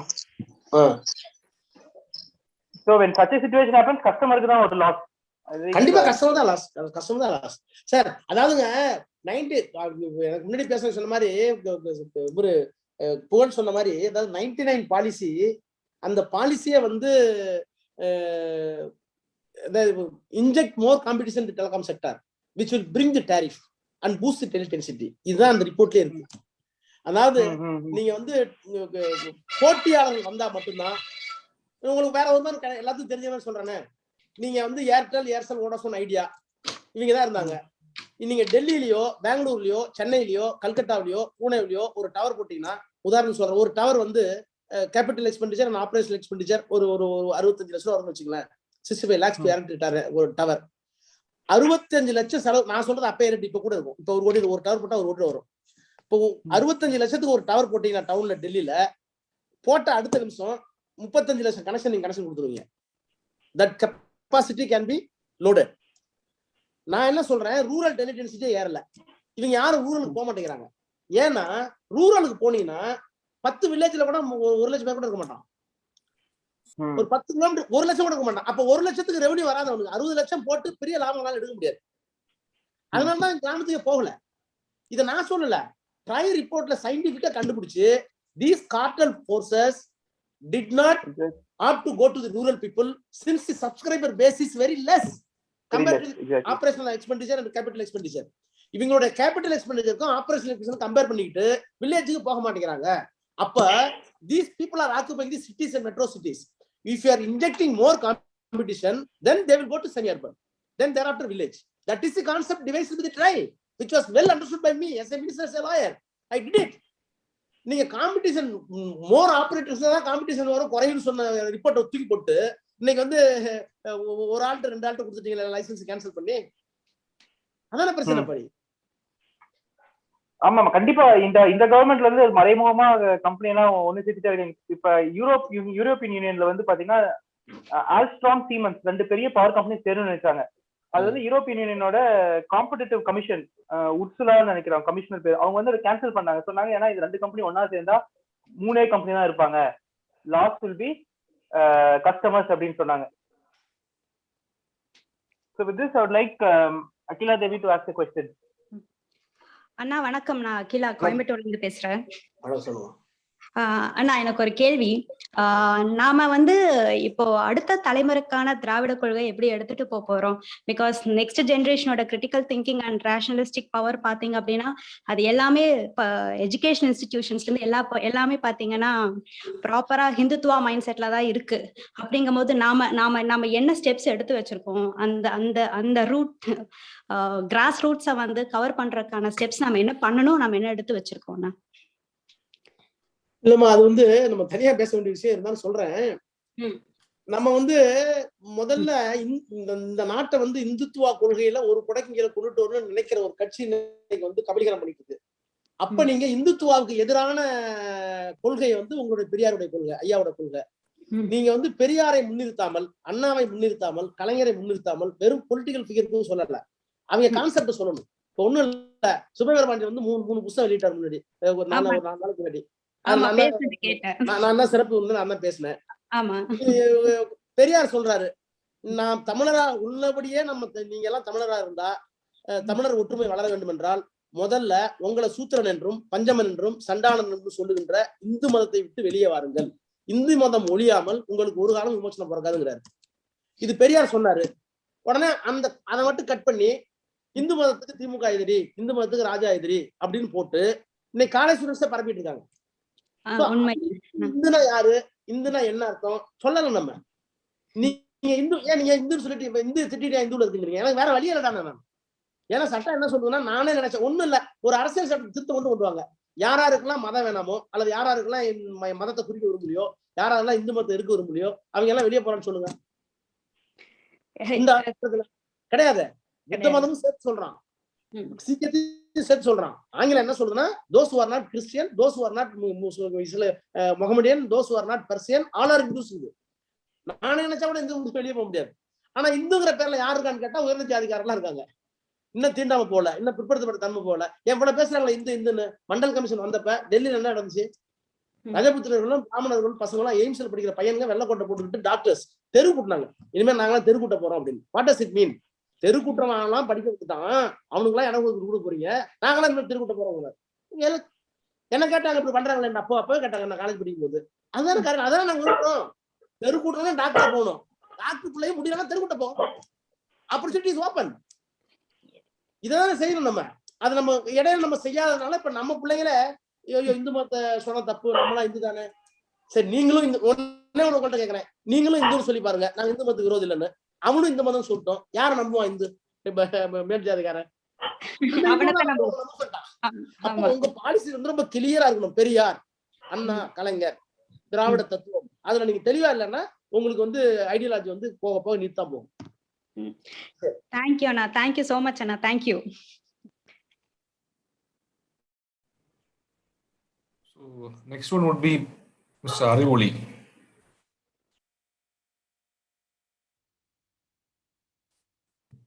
அறிவொளி. ஹலோ. கேக்குது, சொல்லுங்க. ஹலோ அண்ணா, வணக்கம். நான் அறிவொளி சென்னையில இருந்து பேசுறேன். நான் வந்து என்னோட ஒரு சாமானிய மனிதரா மக்களா பேசுறேன். இப்ப பாத்தீங்கன்னா நீங்க இந்த நாட்டுக்காக வந்து பெரிய தியாகம்னு எல்லாம் சொல்ல முடியாது. பட் ஆனா வந்து நீங்க நாட்டு மக்களுக்கு ஒரு பெரிய புரட்சியை ஏற்படுத்திருக்கீங்க. அதனால விளைவு வந்து பாத்தீங்கன்னா நீங்க வந்து ஒரு கஷ்டமான ஒரு இறுக்கமான ஒரு மன சூழ்நிலை பெற்று உங்களோட வந்து பதவியை வந்து இந்த மக்களுக்காக வந்து இழந்திருக்கிறீங்க. ஸோ நாடு வந்து மக்கள் வந்து என்ன இதனால பெனிஃபிட் அடைஞ்சிருக்குன்னா, இப்ப வந்து சாதாரணமா வந்து யாரோடையும் தொலைபேசி வந்து பேச முடியாத ஒரு சூழ்நிலையை நீங்க உருவாக்கி கொடுத்துருக்கீங்க இந்த மக்களுக்காக. இது இல்லாம பாத்தீங்கன்னா, நீங்க இருந்தப்ப பொதுத்துறை நிறுவனமான BSNL, MTNL எல்லாம் மிக சிறப்பா போய்கிட்டு இருந்துச்சு. ஆனா இன்னைக்கு அவங்களால 3Gங்கிற ஒரு அந்த 3rd ஜெனரேஷன்ல அவங்களால ஆப்ரேட் பண்ண முடியல. மேற்கொண்டு வந்து அந்த வந்து பொதுத்துறை நிறுவனத்தை நல்ல லாபத்துல இயங்குனதை அதை வந்து நஷ்டமாக்கி அதை வந்து தனியாருக்கு கொடுக்கறதுக்கோ இல்ல அதை வந்து விற்பனை செய்யறதுக்கோ இந்த அரசாங்கம் முடிவெடுத்திருக்காங்க. ஸோ நீங்க வந்து இந்த நாட்டுக்கு செஞ்சதை மக்கள் நாங்க எல்லாம் நினைச்சு பார்த்து இதை ரொம்ப பெருமைப்படுறோம். நீங்க படுற இந்த பட்ட கஷ்டம் அதோட பிரதிபலனை இன்னைக்கு மக்கள் வந்து எல்லாருமே தெளிவுபட்டு தெரிஞ்சிருக்காங்க. நீங்க இந்த துறையில எவ்வளவு புரட்சி பண்ணிருக்கீங்க அப்படிங்கிறத மக்கள் வந்து ஒரு காலத்துல நீங்க சொன்னீங்க அந்த மீடியாவை பார்த்து, நான் வந்து ஒரு இன்னசென்ட் அப்படின்னு நீங்க சொன்னீங்க. அப்ப யாரும் ஏத்துக்காத இந்த மக்கள், இந்த சமூகம் இன்னைக்கு அதை வந்து ஆமோதிச்சு அதுல வந்து எல்லாரும் பட்ட பிறகு அதுல கிடைச்ச பலனால அவங்க வந்து இதை நிச்சயம் வந்து எல்லாருமே ஏத்துக்கிட்டு இருக்காங்க. இந்த நாடு உங்களுக்கு ஒரு பெரிய ஒரு வணக்கத்தையும் ஒரு மரியாதையும் என்னைக்கும் வச்சிருக்குங்கிறத ஒரு சாதாரண ஒரு மக்களா நானும் அதுல வந்து பங்கு பெற்று உங்களுக்கு சொல்றேன்.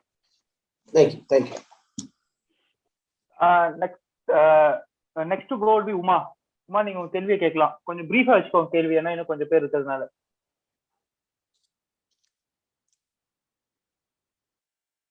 Hello Uma, you have to unmute.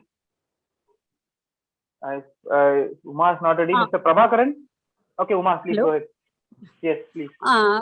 சென்னையில இருந்து உமா. இந்த வழக்கு நடந்துட்டு இருக்கும்போது திரு ஆர் ராசா அவர்கள் வந்து இந்த வழக்கு பத்தி சொல்லும்போது இந்த வழக்கினுடைய தன்மையை வந்து ஒவ்வொருத்தரும் ஒவ்வொரு மாதிரி புரிஞ்சுக்கிட்டாங்க அப்படின்னு சொல்லிட்டு, யானையை வந்து பார்வை இல்லாதவர்கள் எப்படி தடவி பார்த்து புரிஞ்சுக்கிட்டாங்க அப்படிங்கறத உதாரணம் காட்டி சொல்லி இருந்தாரு.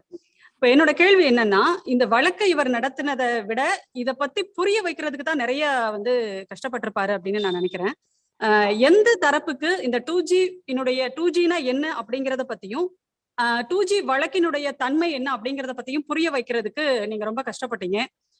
கடைசி வரைக்கும் வந்து அதை பத்தி புரிந்து கொள்ளாமலே போன ஒரு தரப்பு அப்படின்னு ஏதாவது இருக்கா? கடைசியில் யாருக்குமே ஓபிசி யாருக்குமே புரியலமா, ஓபிசி மட்டும் தான் புரிஞ்சது. அதாவது முதல்ல சிவிசி வந்தாங்க, அதாவது ஊழல் கண்காணிப்பு ஆணையம், அவங்க வந்து என்கொயரி பண்ணாங்க. அப்புறம் வந்து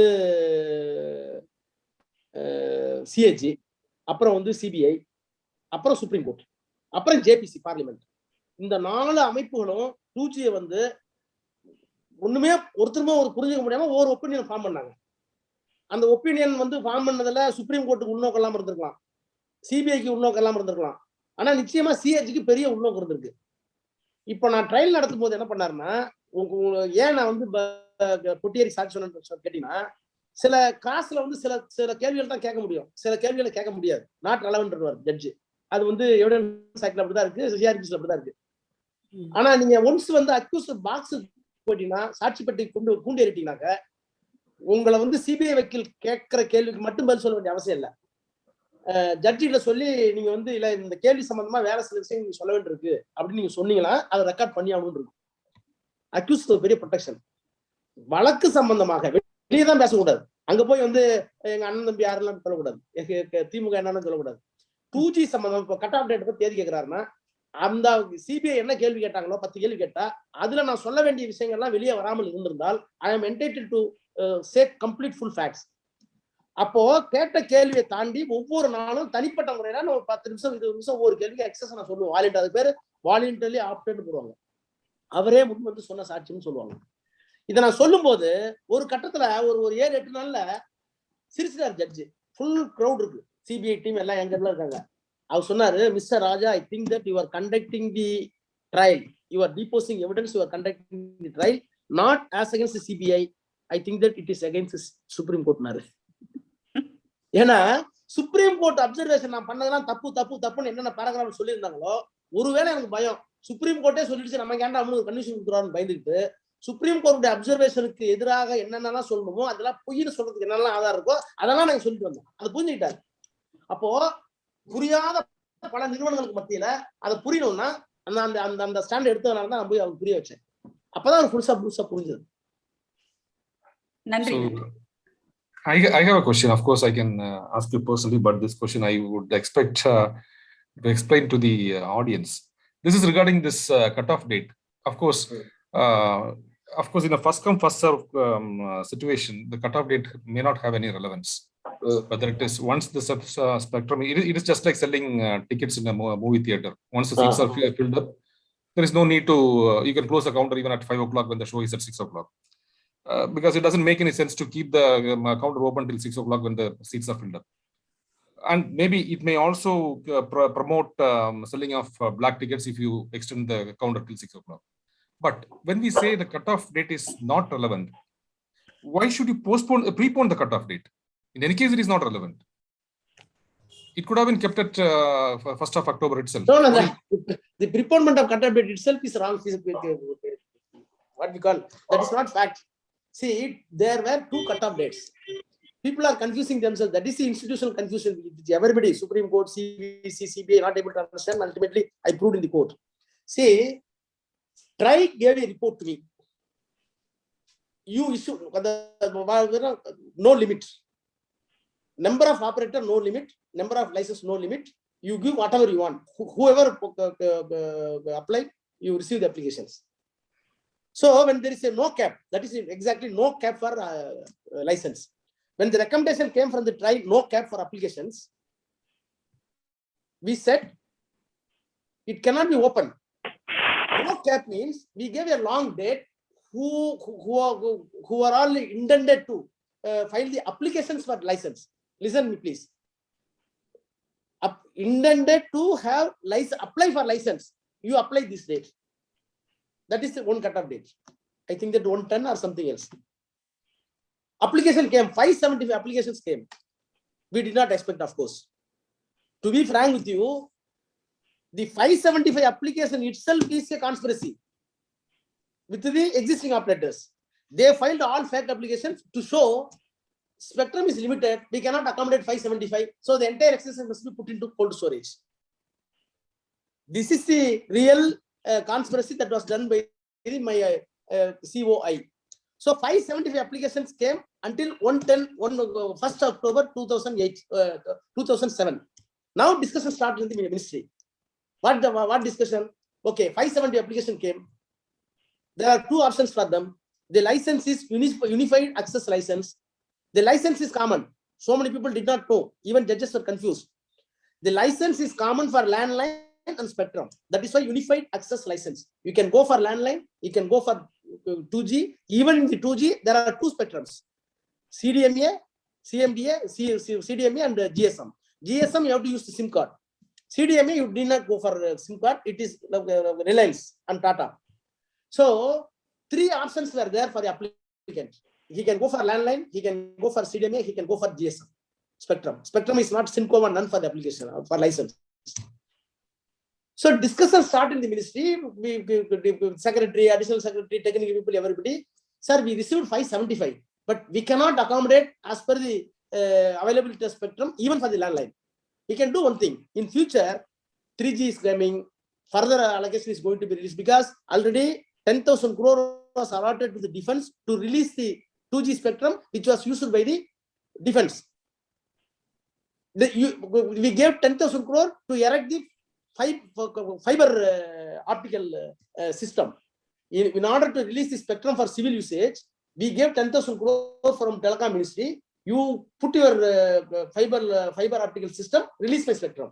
So anticipated spectrum is 30 megahertz. The spectrum on hand is 35 megahertz. So using the spectrum, how much application can be accommodated tentatively? This exercise was done internally by the ministry. Okay, 4.4, how many feature spectrum, how much we can allot, how many applications can be immediately accommodated. We believe that the TRAI recommendation came on 24/9, which gave a recommendation to issue more licenses. 24/9 September, TRAI recommendation came. That day, we gave the cutoff date that 110 is the last date, give your applications.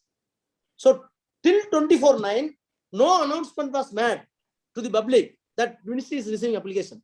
Am I correct? But till 24/9, some applications were already pending without invitation.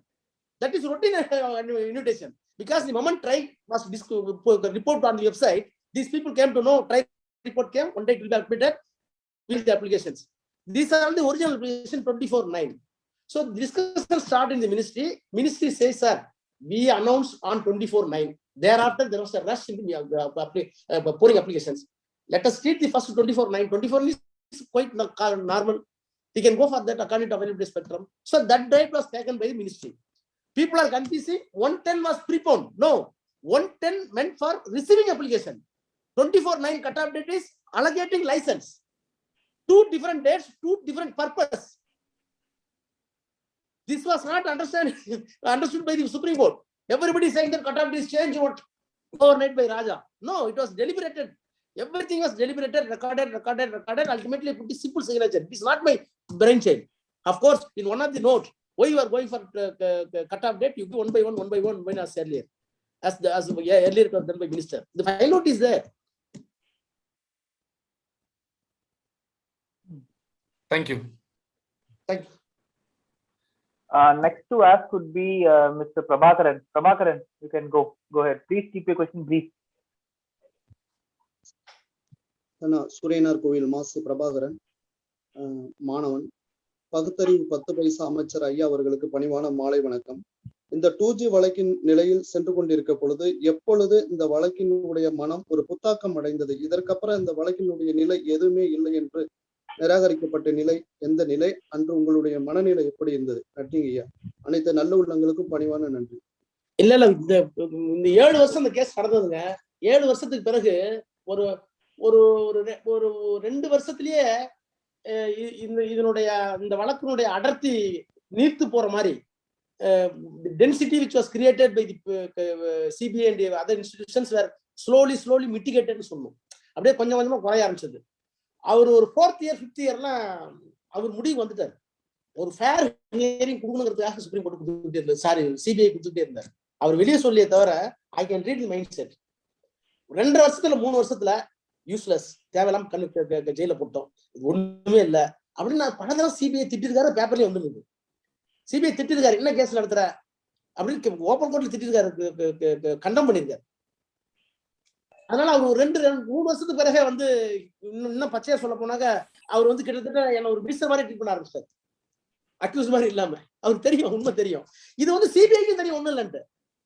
அவங்களும் ஒண்ணு முட்டா இல்லையா? Senior council appoint supreme court ஒவ்வொரு இடத்துலயும் இந்த charge வந்து தப்பு, cut off date நம்ம புரிஞ்சுட்டு தப்பு, போட்ட சார்ஜ் ஷீட் தப்பு.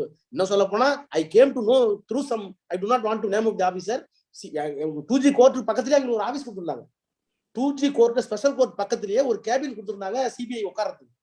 அங்கதான் எல்லாமே நடக்கும். சீனியர் கவுன்சில் உட்காந்துருப்பாங்க, எஸ்பி வருவாரு, அடிஷனல் எஸ்பி வருவாரு, டிஐஜி வருவாரு, ஹெட் கான்ஸ்டபிள் வருவாரு, எல்லாம் இன்ஸ்பெக்டர் வருவாங்க, எல்லாம் இந்த 2G டீமே வரும். அவங்கள்ட்ட ஏன்னா 7 வருஷம் நான் குடும்பம் மாதிரி பழகிட்டேன், ஒன்றும் விரோதம்லாம் இல்லை. இங்க எங்கள்கிட்ட வந்து அவங்க கொடுப்போம், அவங்க எங்களுக்கு கொடுப்பாங்க, ஒன்றும் பிரச்சனை இல்லை.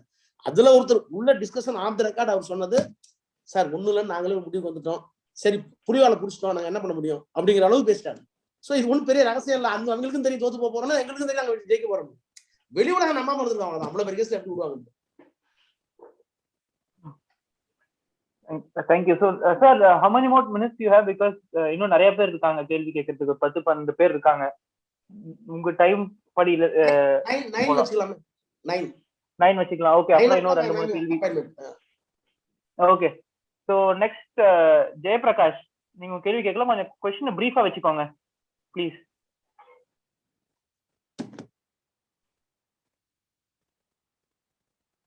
ஜெயபிரகாஷ் கேக்குதா சார்? கேக்குது. Hello sir. Okay sir. கேக்குது. நான் கோவை மாவட்ட பொறியாளர் அணியில இருந்து பேசுறேங்கண்ணா. மாவட்ட அமைப்பாளராக இருக்குங்க.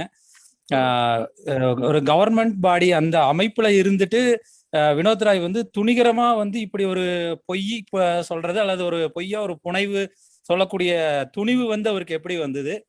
அப்போ அது போக காங்கிரஸ் அரசு வந்து பல ஆண்டுகளா வந்து நிர்வாகத்துல இருந்தவங்க, அவங்களுக்கு வந்துட்டு இந்த இதுல இது ஒரு ஃபால்ஸ் அலிகேஷன்ங்கிற இதுல அவங்க வந்து எப்படி நம்மளுக்கு துணை நிற்காம போனாங்க? திமுகவை பழி கொடுத்துடலான்னு அவங்க நினைச்சாங்களா? இன்னொன்னு வந்துட்டு நீங்க வந்து ஒரு வழக்கறிஞரா இருந்ததுனால நீங்க அந்த இதுகளை எல்லாம் நீங்க இப்ப சாதாரணமா மத்த இதுலயே நீங்க வந்து எப்படி நரேட் பண்ணீங்களோ அது போல அங்க நீங்க பண்ணி நீங்க வெளியே வந்திருக்கீங்க. இதே சாதாரணமானவங்களா இருந்திருந்தா அவங்களுடைய நிலைமை வந்து ரொம்ப கஷ்டம். ஏன்னா அட்வொகேட்ஸ்க்கு புரிஞ்சுக்கிறதுல கஷ்டம் இருந்துச்சு. அதாங்க வக்கீல்கள் அடுத்ததா கடைசியா வந்து அதிர்ஷ்டம் இருந்தா வந்து நீங்க தப்பிச்சுக்கிற லெவல்ல உங்களை சொன்னாங்க. நீங்க வந்து நான் அதிர்ஷ்டத்தை நம்புறவன் இல்ல, நான் வந்து தரவுகளை நம்புறேன் அப்படின்னு சொல்லி நீங்க அதுவும் சொல்லியிருக்கீங்க. ஆமா அது போக உண்மைதான். இல்ல பார்ப்பன இல்ல ஊடகங்கள் நீங்க வந்து வந்து ரொம்ப ஒருங்கிணைஞ்சு நம்மளை தாக்குறதுல அவங்க எப்பவுமே முன்னாடி வருவாங்க. ஜூனியர் விகடன்ல வாரம் அவங்க வாரத்துல 2 முறை வேற பத்திரிக்கை போட்டு தாக்கிட்டே இருந்தாங்க. கேஸ் நீங்க போட்டுருங்க. வந்து அதை தடுக்கிறதுக்கு நீங்க அதுக்கு ஒரு கேஸ் கூட போட்டிருந்தீங்க. இது எல்லாத்தையுமே சேர்த்து சொல்லிருங்க. நன்றிங்க. இல்ல அதான் திரும்ப திரும்ப அதே தான் நம்ம சொல்ல வேண்டியதா இருக்கும். அதாவது அது நான் தமிழ்ல சொன்ன ஒரு இன்டர்வியூல தெரியாமை, புரியாமை, அறியாமை எல்லாம் சேர்ந்துட்டா கூட இதுக்கு பின்னால வந்து காங்கிரஸ் வந்து நான் திரும்ப சொல்றேன், அவங்களுக்கு ஒரு அல்டீரியர் பேட் இன்டென்ஷன் இருந்ததுன்னு சொல்ல முடியாது. ஆனா இது என்ன நினைச்சாங்கன்னா, இது ராஜாவோட போயிடும், திமுகவோட போயிடும், நம்ம கெட்ட பேர் வேணாம், தப்பு நடந்தா சரி இருந்தா அவங்க பாத்துவாங்க அப்படின்னு நினைச்சாங்க. நான் திரும்ப திரும்ப சொன்னேன், அது என்னோட போகாது. நான் உங்க கேபினட் மினிஸ்டர். நான் suppose I did any wrong, the inference can be easily drawn as against the government, not only individual. எனக்கு எதிராக மட்டும் போகாது. அது இந்த அரசாங்கத்துக்கு எதிராக நம்ம 1,70,000 கோடி ஊழல் உண்மைன்னா ராஜா ஜெயில போட்டுடலாம். ஆனா ஊழல் யாருக்கு நடந்தது? பிரைம் மினிஸ்டர் நடந்தது. அக்கௌண்டபிலிட்டி இருக்குல்ல, கூட்டு பொறுப்பு இருக்குல்ல கேபினெட்டுக்கு. ஒரு கேபினெட் கொலிக்கு வந்து ஜெயிலுக்கு போவார் 1,70,000 கோடி ஊழல் பண்ணிட்டு நான் வந்து யோகியன்னு ஒரு சொல்லிக்க முடியுமா? அப்படி ஒரு தவறான புரிதல் வந்து யாரு சொன்னான்னு தெரியல. சிதம்பரமா, பிரணாப் முகர்ஜியா யாருன்னு தெரியாது. பட் யாரோ வந்து தப்பா ட்வீட் பண்ணிருக்காங்க. ஆனா அவர் என்கிட்ட வருத்தப்பட்டார். அதுக்கு பிறகு நான் எப்ப புத்தகத்தை கொண்டு போய் கொடுத்தனோ, இப்ப இருக்க எங்களுடைய முதலமைச்சர் தான், வணக்கத்துக்குரிய முதலமைச்சர், திமுக தலைவர் மு.க. ஸ்டாலின் தான், சரியோ தவிர நீ அவர் பேர்ல உங்களுக்கு வருத்தமான இருக்கலாம். பட் அவர்கிட்ட போய் சொல்லுங்க, உங்களை நீங்க அன்னைக்கு நான் நம்பல, இன்னைக்கு நல்லா வெளியே வந்துட்டேன்னு பாத்துருங்க கட்டசினாரு. அப்ப நான் புத்தகத்தை கொடுத்து வணக்கம் வச்சப்ப அவர் வந்து அதாவது சொல்லக்கூடாது, அந்த அளவுக்கு வருத்தப்பட்டார். அவர் பயன்படுத்தின வார்த்தையை சொல்ல விரும்பல, அவ்வளோ ரொம்ப வருத்தப்பட்டார். என்ன மிஸ்கைட் பண்ணிட்டாங்கன்னு சொன்னார். as a prime minister was misguided with somebody, சில பேரெல்லாம் சொன்னாரு, அதை சொல்லக்கூடாது. Thank you sir. செந்தில் முருகன், வசிகர் சத்தியமூர்த்தி, துரைமுருகன், ஜே, நீங்க 3 பேரும் உங்க கேள்வியை டக்கு டக்குன்னு கேட்டுருங்க. வணக்கம் சார், நான் செந்தில் முருகன் பேசுறேன். நான் ஒரு 20 கண்ட்ரிஸுக்கு போயிட்டு வந்திருக்கேன். 2004 64 kbps 1.5 லட்ச ரூபா பணம் நான் இன்டர்நெட்டுக்காக பே பண்ணியிருக்கேன். உங்களால தான் வந்து இன்டர்நெட் வந்து இந்த அளவுக்கு பவர்ஃபுல்லா, இந்த அளவுக்கு எல்லாருக்கும் கையில கிடைச்சிருக்கு. எனக்கு இப்போ என்னோட ஒரே ஒரு கேள்வி, 2024 தேர்தலுக்கு முன்னாடி உங்களை மாதிரி ஒரு 1000 ராஜா டிஎம்கேல கிரியேட் பண்ணணும்னா அதுக்கு என்னென்னலாம் பண்ணணும், அதெல்லாம் நீங்க பண்ணுவீங்களா? ஏன்னா உங்களுக்கு இருக்கிற அந்த கான்ஃபிடன்ட் லெவல் வேற யாருக்கும் கிடையாது. அந்த மாதிரி ஒரு கான்ஃபிடன்ட் லெவல நீங்க ஒரு 1000 ராஜாவா நீங்க எப்படி கிரியேட் பண்ணுவீங்க? அதை வந்து நான் எதிர்பார்த்துட்டு இருக்கேன். 2024 நம்ம டிஸ்கஸ் பண்ணுவோம், தனியா டிஸ்கஸ் பண்ணுவோம். நன்றி சார், நன்றி sir. Vasikaran Sathyamoorthy. Good evening, sir. Vanakkam. I'm Vasikar and I'm an undergraduate student at Warwick Business School in India, England. Sir, actually I had a detailed, ஆமா sir, Warwick பேசுறேன். Warwick Business School. I'm an undergraduate student, sir. And sir, this is a serious concern that I would like to bring up because இங்க Indian community இருக்காங்க.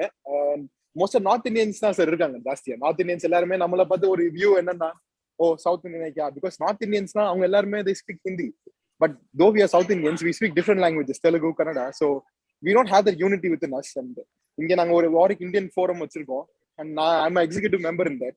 அதுல நான் ஒரு name propose பண்ணப்ப கூட நம்ம சவுத் இந்தியால இருந்து நம்ம ஒரு நேம் ப்ரப்போஸ் பண்ணா இருக்கு அப்படின்னு சொல்லிட்டு அவங்க they tend to bring some speaker from North India, Bollywood, யாரோ random singer எல்லாம் கூட்டு வருவாங்க, but they don't bring the intellectuals from our Dravida Nadu, because I don't know why that happens.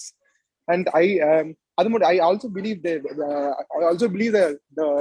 right wing, especially the RSS, has a big part in this, because நான் இங்க close observe பண்ணிட்டு இருக்கேன். though I'm only a first year undergraduate student, I am really interested in Dravidian movement and Dravidian politics, so I've been observing a lot.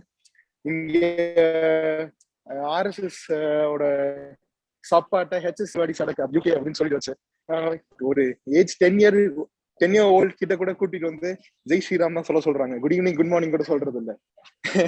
So when they are developing that unity among themselves, the North Indians, why are the South Indians, why are the Dravidians not able to create that unity among ourselves?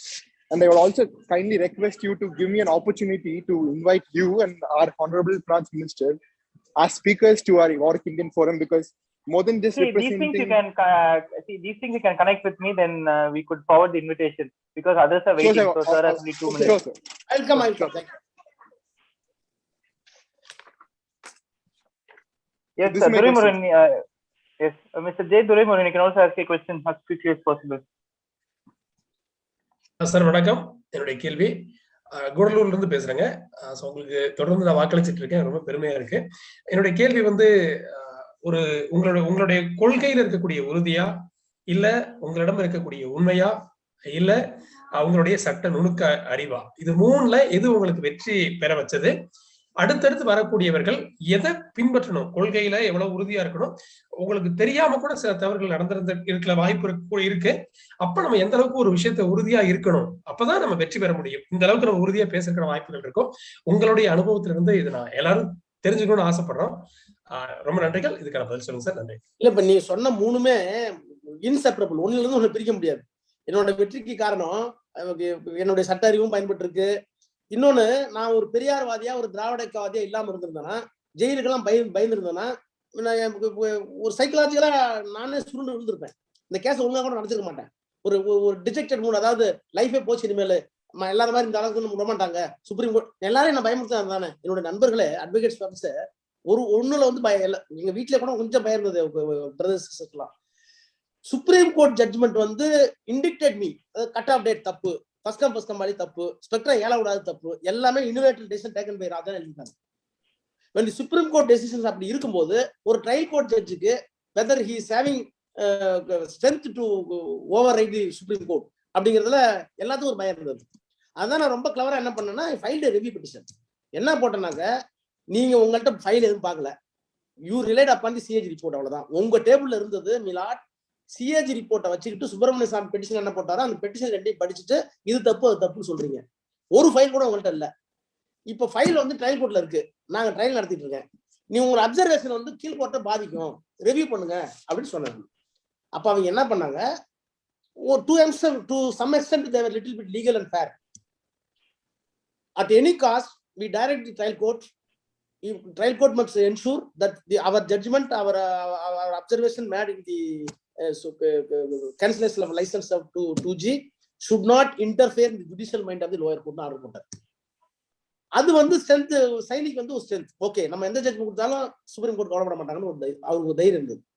அதை கேர்ஃபுல்லா போட்டு அந்த ஆர்டரை வாங்கி அந்த ஆர்டரை கீழ்கோர்ட்ல கொடுத்து அப்புறம் நான் எவிடன்ஸுக்கு போனதுனால அந்த கீழ்கோர்ட்டை வந்து என்னால கன்வின்ஸ் பண்ண முடிஞ்சது. இல்லைன்னா அவங்களும் பயந்துருப்பாங்க. ஸோ நம்மளுடைய சட்ட அறிவு, பெரியார் கொடுத்த, திராவிடர் கொடுத்த அந்த கொள்கை கொடுத்த துணிவு எல்லாமே சேர்ந்து தான் வெற்றி பெறதுக்கு காரணமா இருந்தது. ஓகே, மிக்க நன்றி. ஐ திங்க் 9 o'clock ஆயிடுச்சு. ஸோ இதோட நிறைவு பெற்றலாமா sir? So I would like to yes sir please, but only 2-3 questions more. முடிச்சிரும் 2-3 முடிச்சிருங்க. ஆமா, ஓகே. யாரு அடுத்தது? கார்த்திகேயன்.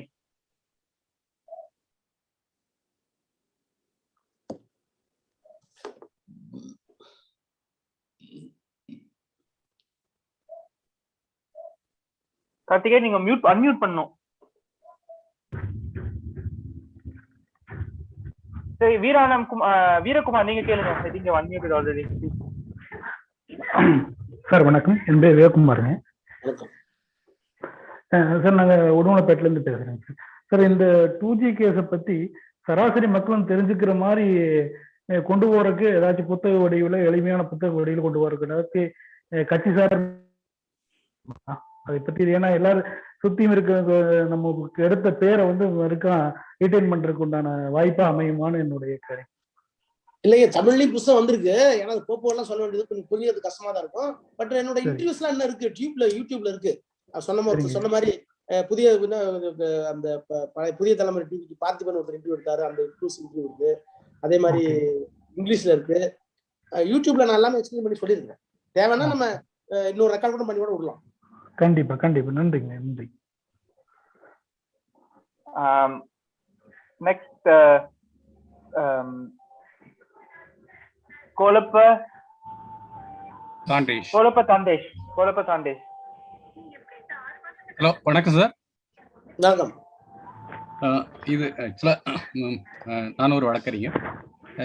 இது அந்த தீர்ப்பிலேயே பல இடங்கள்ல வந்து நீங்க வந்து எல்லா உங்களோட கம்யூனிகேஷன் வந்து பிஎம்ஓ ஆஃபீஸோட இருந்தது, ஃபினான்ஸ் மினிஸ்ட்ரியோட இருந்தது அப்படின்ற மாதிரி எல்லா இடத்துலையும் நீங்க சொல்லியிருப்பீங்க. ஆனா தீர்ப்புல வந்து பிஎம்ஐ மிஸ்லீட் பண்ணது வந்து பிஎம்ஓ அஃபீஷியல்ஸ் தான் அப்படின்ற மாதிரி அவங்க தீர்ப்புல சொல்லியிருந்தாங்க. இப்போ நம்ம அந்த கிரிமினல் கான்ஸ்பிரசில வந்து வைகாரியஸ் லயபிலிட்டி வந்து எந்த ஹையர் அஃபீஷியலோ அவங்களையும் சேர்த்து தான் உள்ள வரும். பட் இந்த ஜட்ஜ்மெண்ட்ல பிஎம்ஐ எங்கேயுமே அக்கௌண்ட் பண்ணாம பிஎம்ஓ அஃபீஷியல்ஸ் மட்டும்தான் பிஎம்ஐ மிஸ்லீட் பண்ணாங்க அப்படின்ற மாதிரி சொன்னதை வச்சு பிஎம்ஐ ஒரு சாஃப்ட் டச்ல இந்த ஜட்ஜ்மெண்ட் ஹேண்டில் பண்ணிருக்கோம் அப்படின்ற மாதிரி நீங்க நினைக்கிறீங்களா? அதர் அப்படி இல்ல, அதே மாதிரி ஹேண்டில் பண்ணிருக்கோம் நீங்க நினைக்கிறீங்க? அந்த ஒரே ஒரு வரி எடுத்துட்டு கேட்டாங்க, கேள்வி மாதிரி கேட்டாங்க. அதாவது வந்து நான் மிஸ்லேட் பண்ணல, ஆபீசர்ஸ் மிஸ்லேட் பண்ணாங்கன்னு. அது அவர் என்ன சொல்றாருன்னா, ஃபர்ஸ்ட் கம் பாலிசியை வந்து இப்ப இருக்கிற இந்த ட்ரை ஒப்பீனியன் வந்ததுக்கு பிறகு ஓப்பன் காம்படிஷன்ல நோ கேப்புங்கிற கான்டெக்ட்ல புதிய லைசன்ஸ் வந்து நான் ஓப்பன் காம்படிஷன் போகும்போது ஏற்கனவே ஒரு லைசன்ஸ் எடுத்துட்டு தான், ஒரு மனு எடுத்துட்டு தான் one application will be disposed of, thereafter another application will be taken. இப்போ நான் மாதிரி எடுக்க முடியாது. ஏன்னா அப்போ வந்து அப்ளிகேஷன்ஸ் வந்து வித்தின் தி COI cellular operator association, Aircel, Vodafone, idea அவங்களோட தான் அப்ளிகேஷன் போட்டுவாங்க. ஸ்பெக்ட்ரத்துக்கு, அடிஷனல் ஸ்பெக்ட்ரத்துக்கு, ஒரிஜினல் ஸ்பெக்ட்ரத்துக்கு போடுவாங்க. அப்போ வந்து வோடஃபோன் வாங்குற வரைக்கும் ஏர்டெல் உட்காந்துருப்பார், ஏர்டெல் வாங்குற வரைக்கும் ஏர்செல் உட்காந்துருப்பாங்க. அது கார்டல். இப்போ நம்ம ஓப்பனா போயிட்டோம்னா டிரான்ஸ்பரண்டா இருக்கணும்னா யார் வந்து முன்னாடி வந்து பணத்தை கட்டுறாங்களோ, ஃபர்ஸ்ட் கம் பாலிசி வந்து ஃபர்ஸ்ட் யார் பணத்தை கட்டுறாங்களோ அவங்க தான் சொல்லுவாங்க. ஸோ இந்த சின்ன டிஸ்ட் இருக்குல்ல, அதாவது எல்லாத்துக்கும் உண்டு, சீனியாரிட்டி தான், வேற ஒன்றும் இல்லை, யாருக்கும் இல்லாம போகாது. Everybody will have spectrum. ஆனா எதுக்காக அதை கொண்டு வந்தோம்னாக்க இந்த லைசன்ஸ் ட்ரேடிங்னு ஒன்று வந்துடும். இதையும் சொன்னது ஆபீசர் சொன்னாங்க. என்னன்னா புதுசா ஆள் வரும்போது இப்ப வந்து ஒருத்தர் அப்ளிகேஷன் போடுறாரு, போட்டுட்டு பணம் கட்டுறதுக்கு டைம் கேட்கறாரு. ஏற்கனவே டைம் கொடுத்துருக்கோம் ஏர்டெலுக்கு, ஏர்செலுக்கு, வோடாஃபோனுக்கு. அதாவதுங்க இந்தியா வந்து மொத்தம் 22 தொலைத்தொடர்பு வட்டங்கள், லைசன்ஸ் பேன் இந்தியா கிடையாது. ஒவ்வொரு சர்க்கிளுக்கும் ஒரு லைசன்ஸ் கொடுக்கணும், தமிழ்நாட்டுக்கு ஒரு லைசன்ஸ். அப்போ வோடாஃபோனோ ஐடியாவோ ஒரு 8 சர்க்கிள்ல 10 சர்க்கிள் வாங்காம இருந்திருப்பாங்க. அப்படி மனு போடும்போது இந்த வோடாஃபோன் அப்ளிகேஷனை கொடுத்துட்டு தான் பணம் கட்டின பிற்பாடு, லைசன்ஸ் கொடுத்த பிற்பாடு தான், ஸ்பெக்ட்ரம் கொடுத்த பிற்பாடு தான் அடுத்த அப்ளிகேஷன் எடுப்பாங்க. அது அவங்களுக்குள்ள ஒரு அண்டர்ஸ்டாண்டிங் இருந்துச்சு. இதுதான் ஃபர்ஸ்ட் கம் ஃபர்ஸ்ட் பாலிசின்னு சொன்னாங்க. இப்போ வரும்போது ஓப்பன் காம்படிஷன் வரும்போது ஃபர்ஸ்ட் கம் பாலிசி அப்படி வச்சிருந்தீங்கன்னா, சப்போஸ் வந்து ஒரு எக்ஸ், அதாவது ஒரு கம்பெனி யூனிடெக் கொடுக்குறோம், யூனிடெக் ஒரு லைசன்ஸ் கொடுக்குறேன்.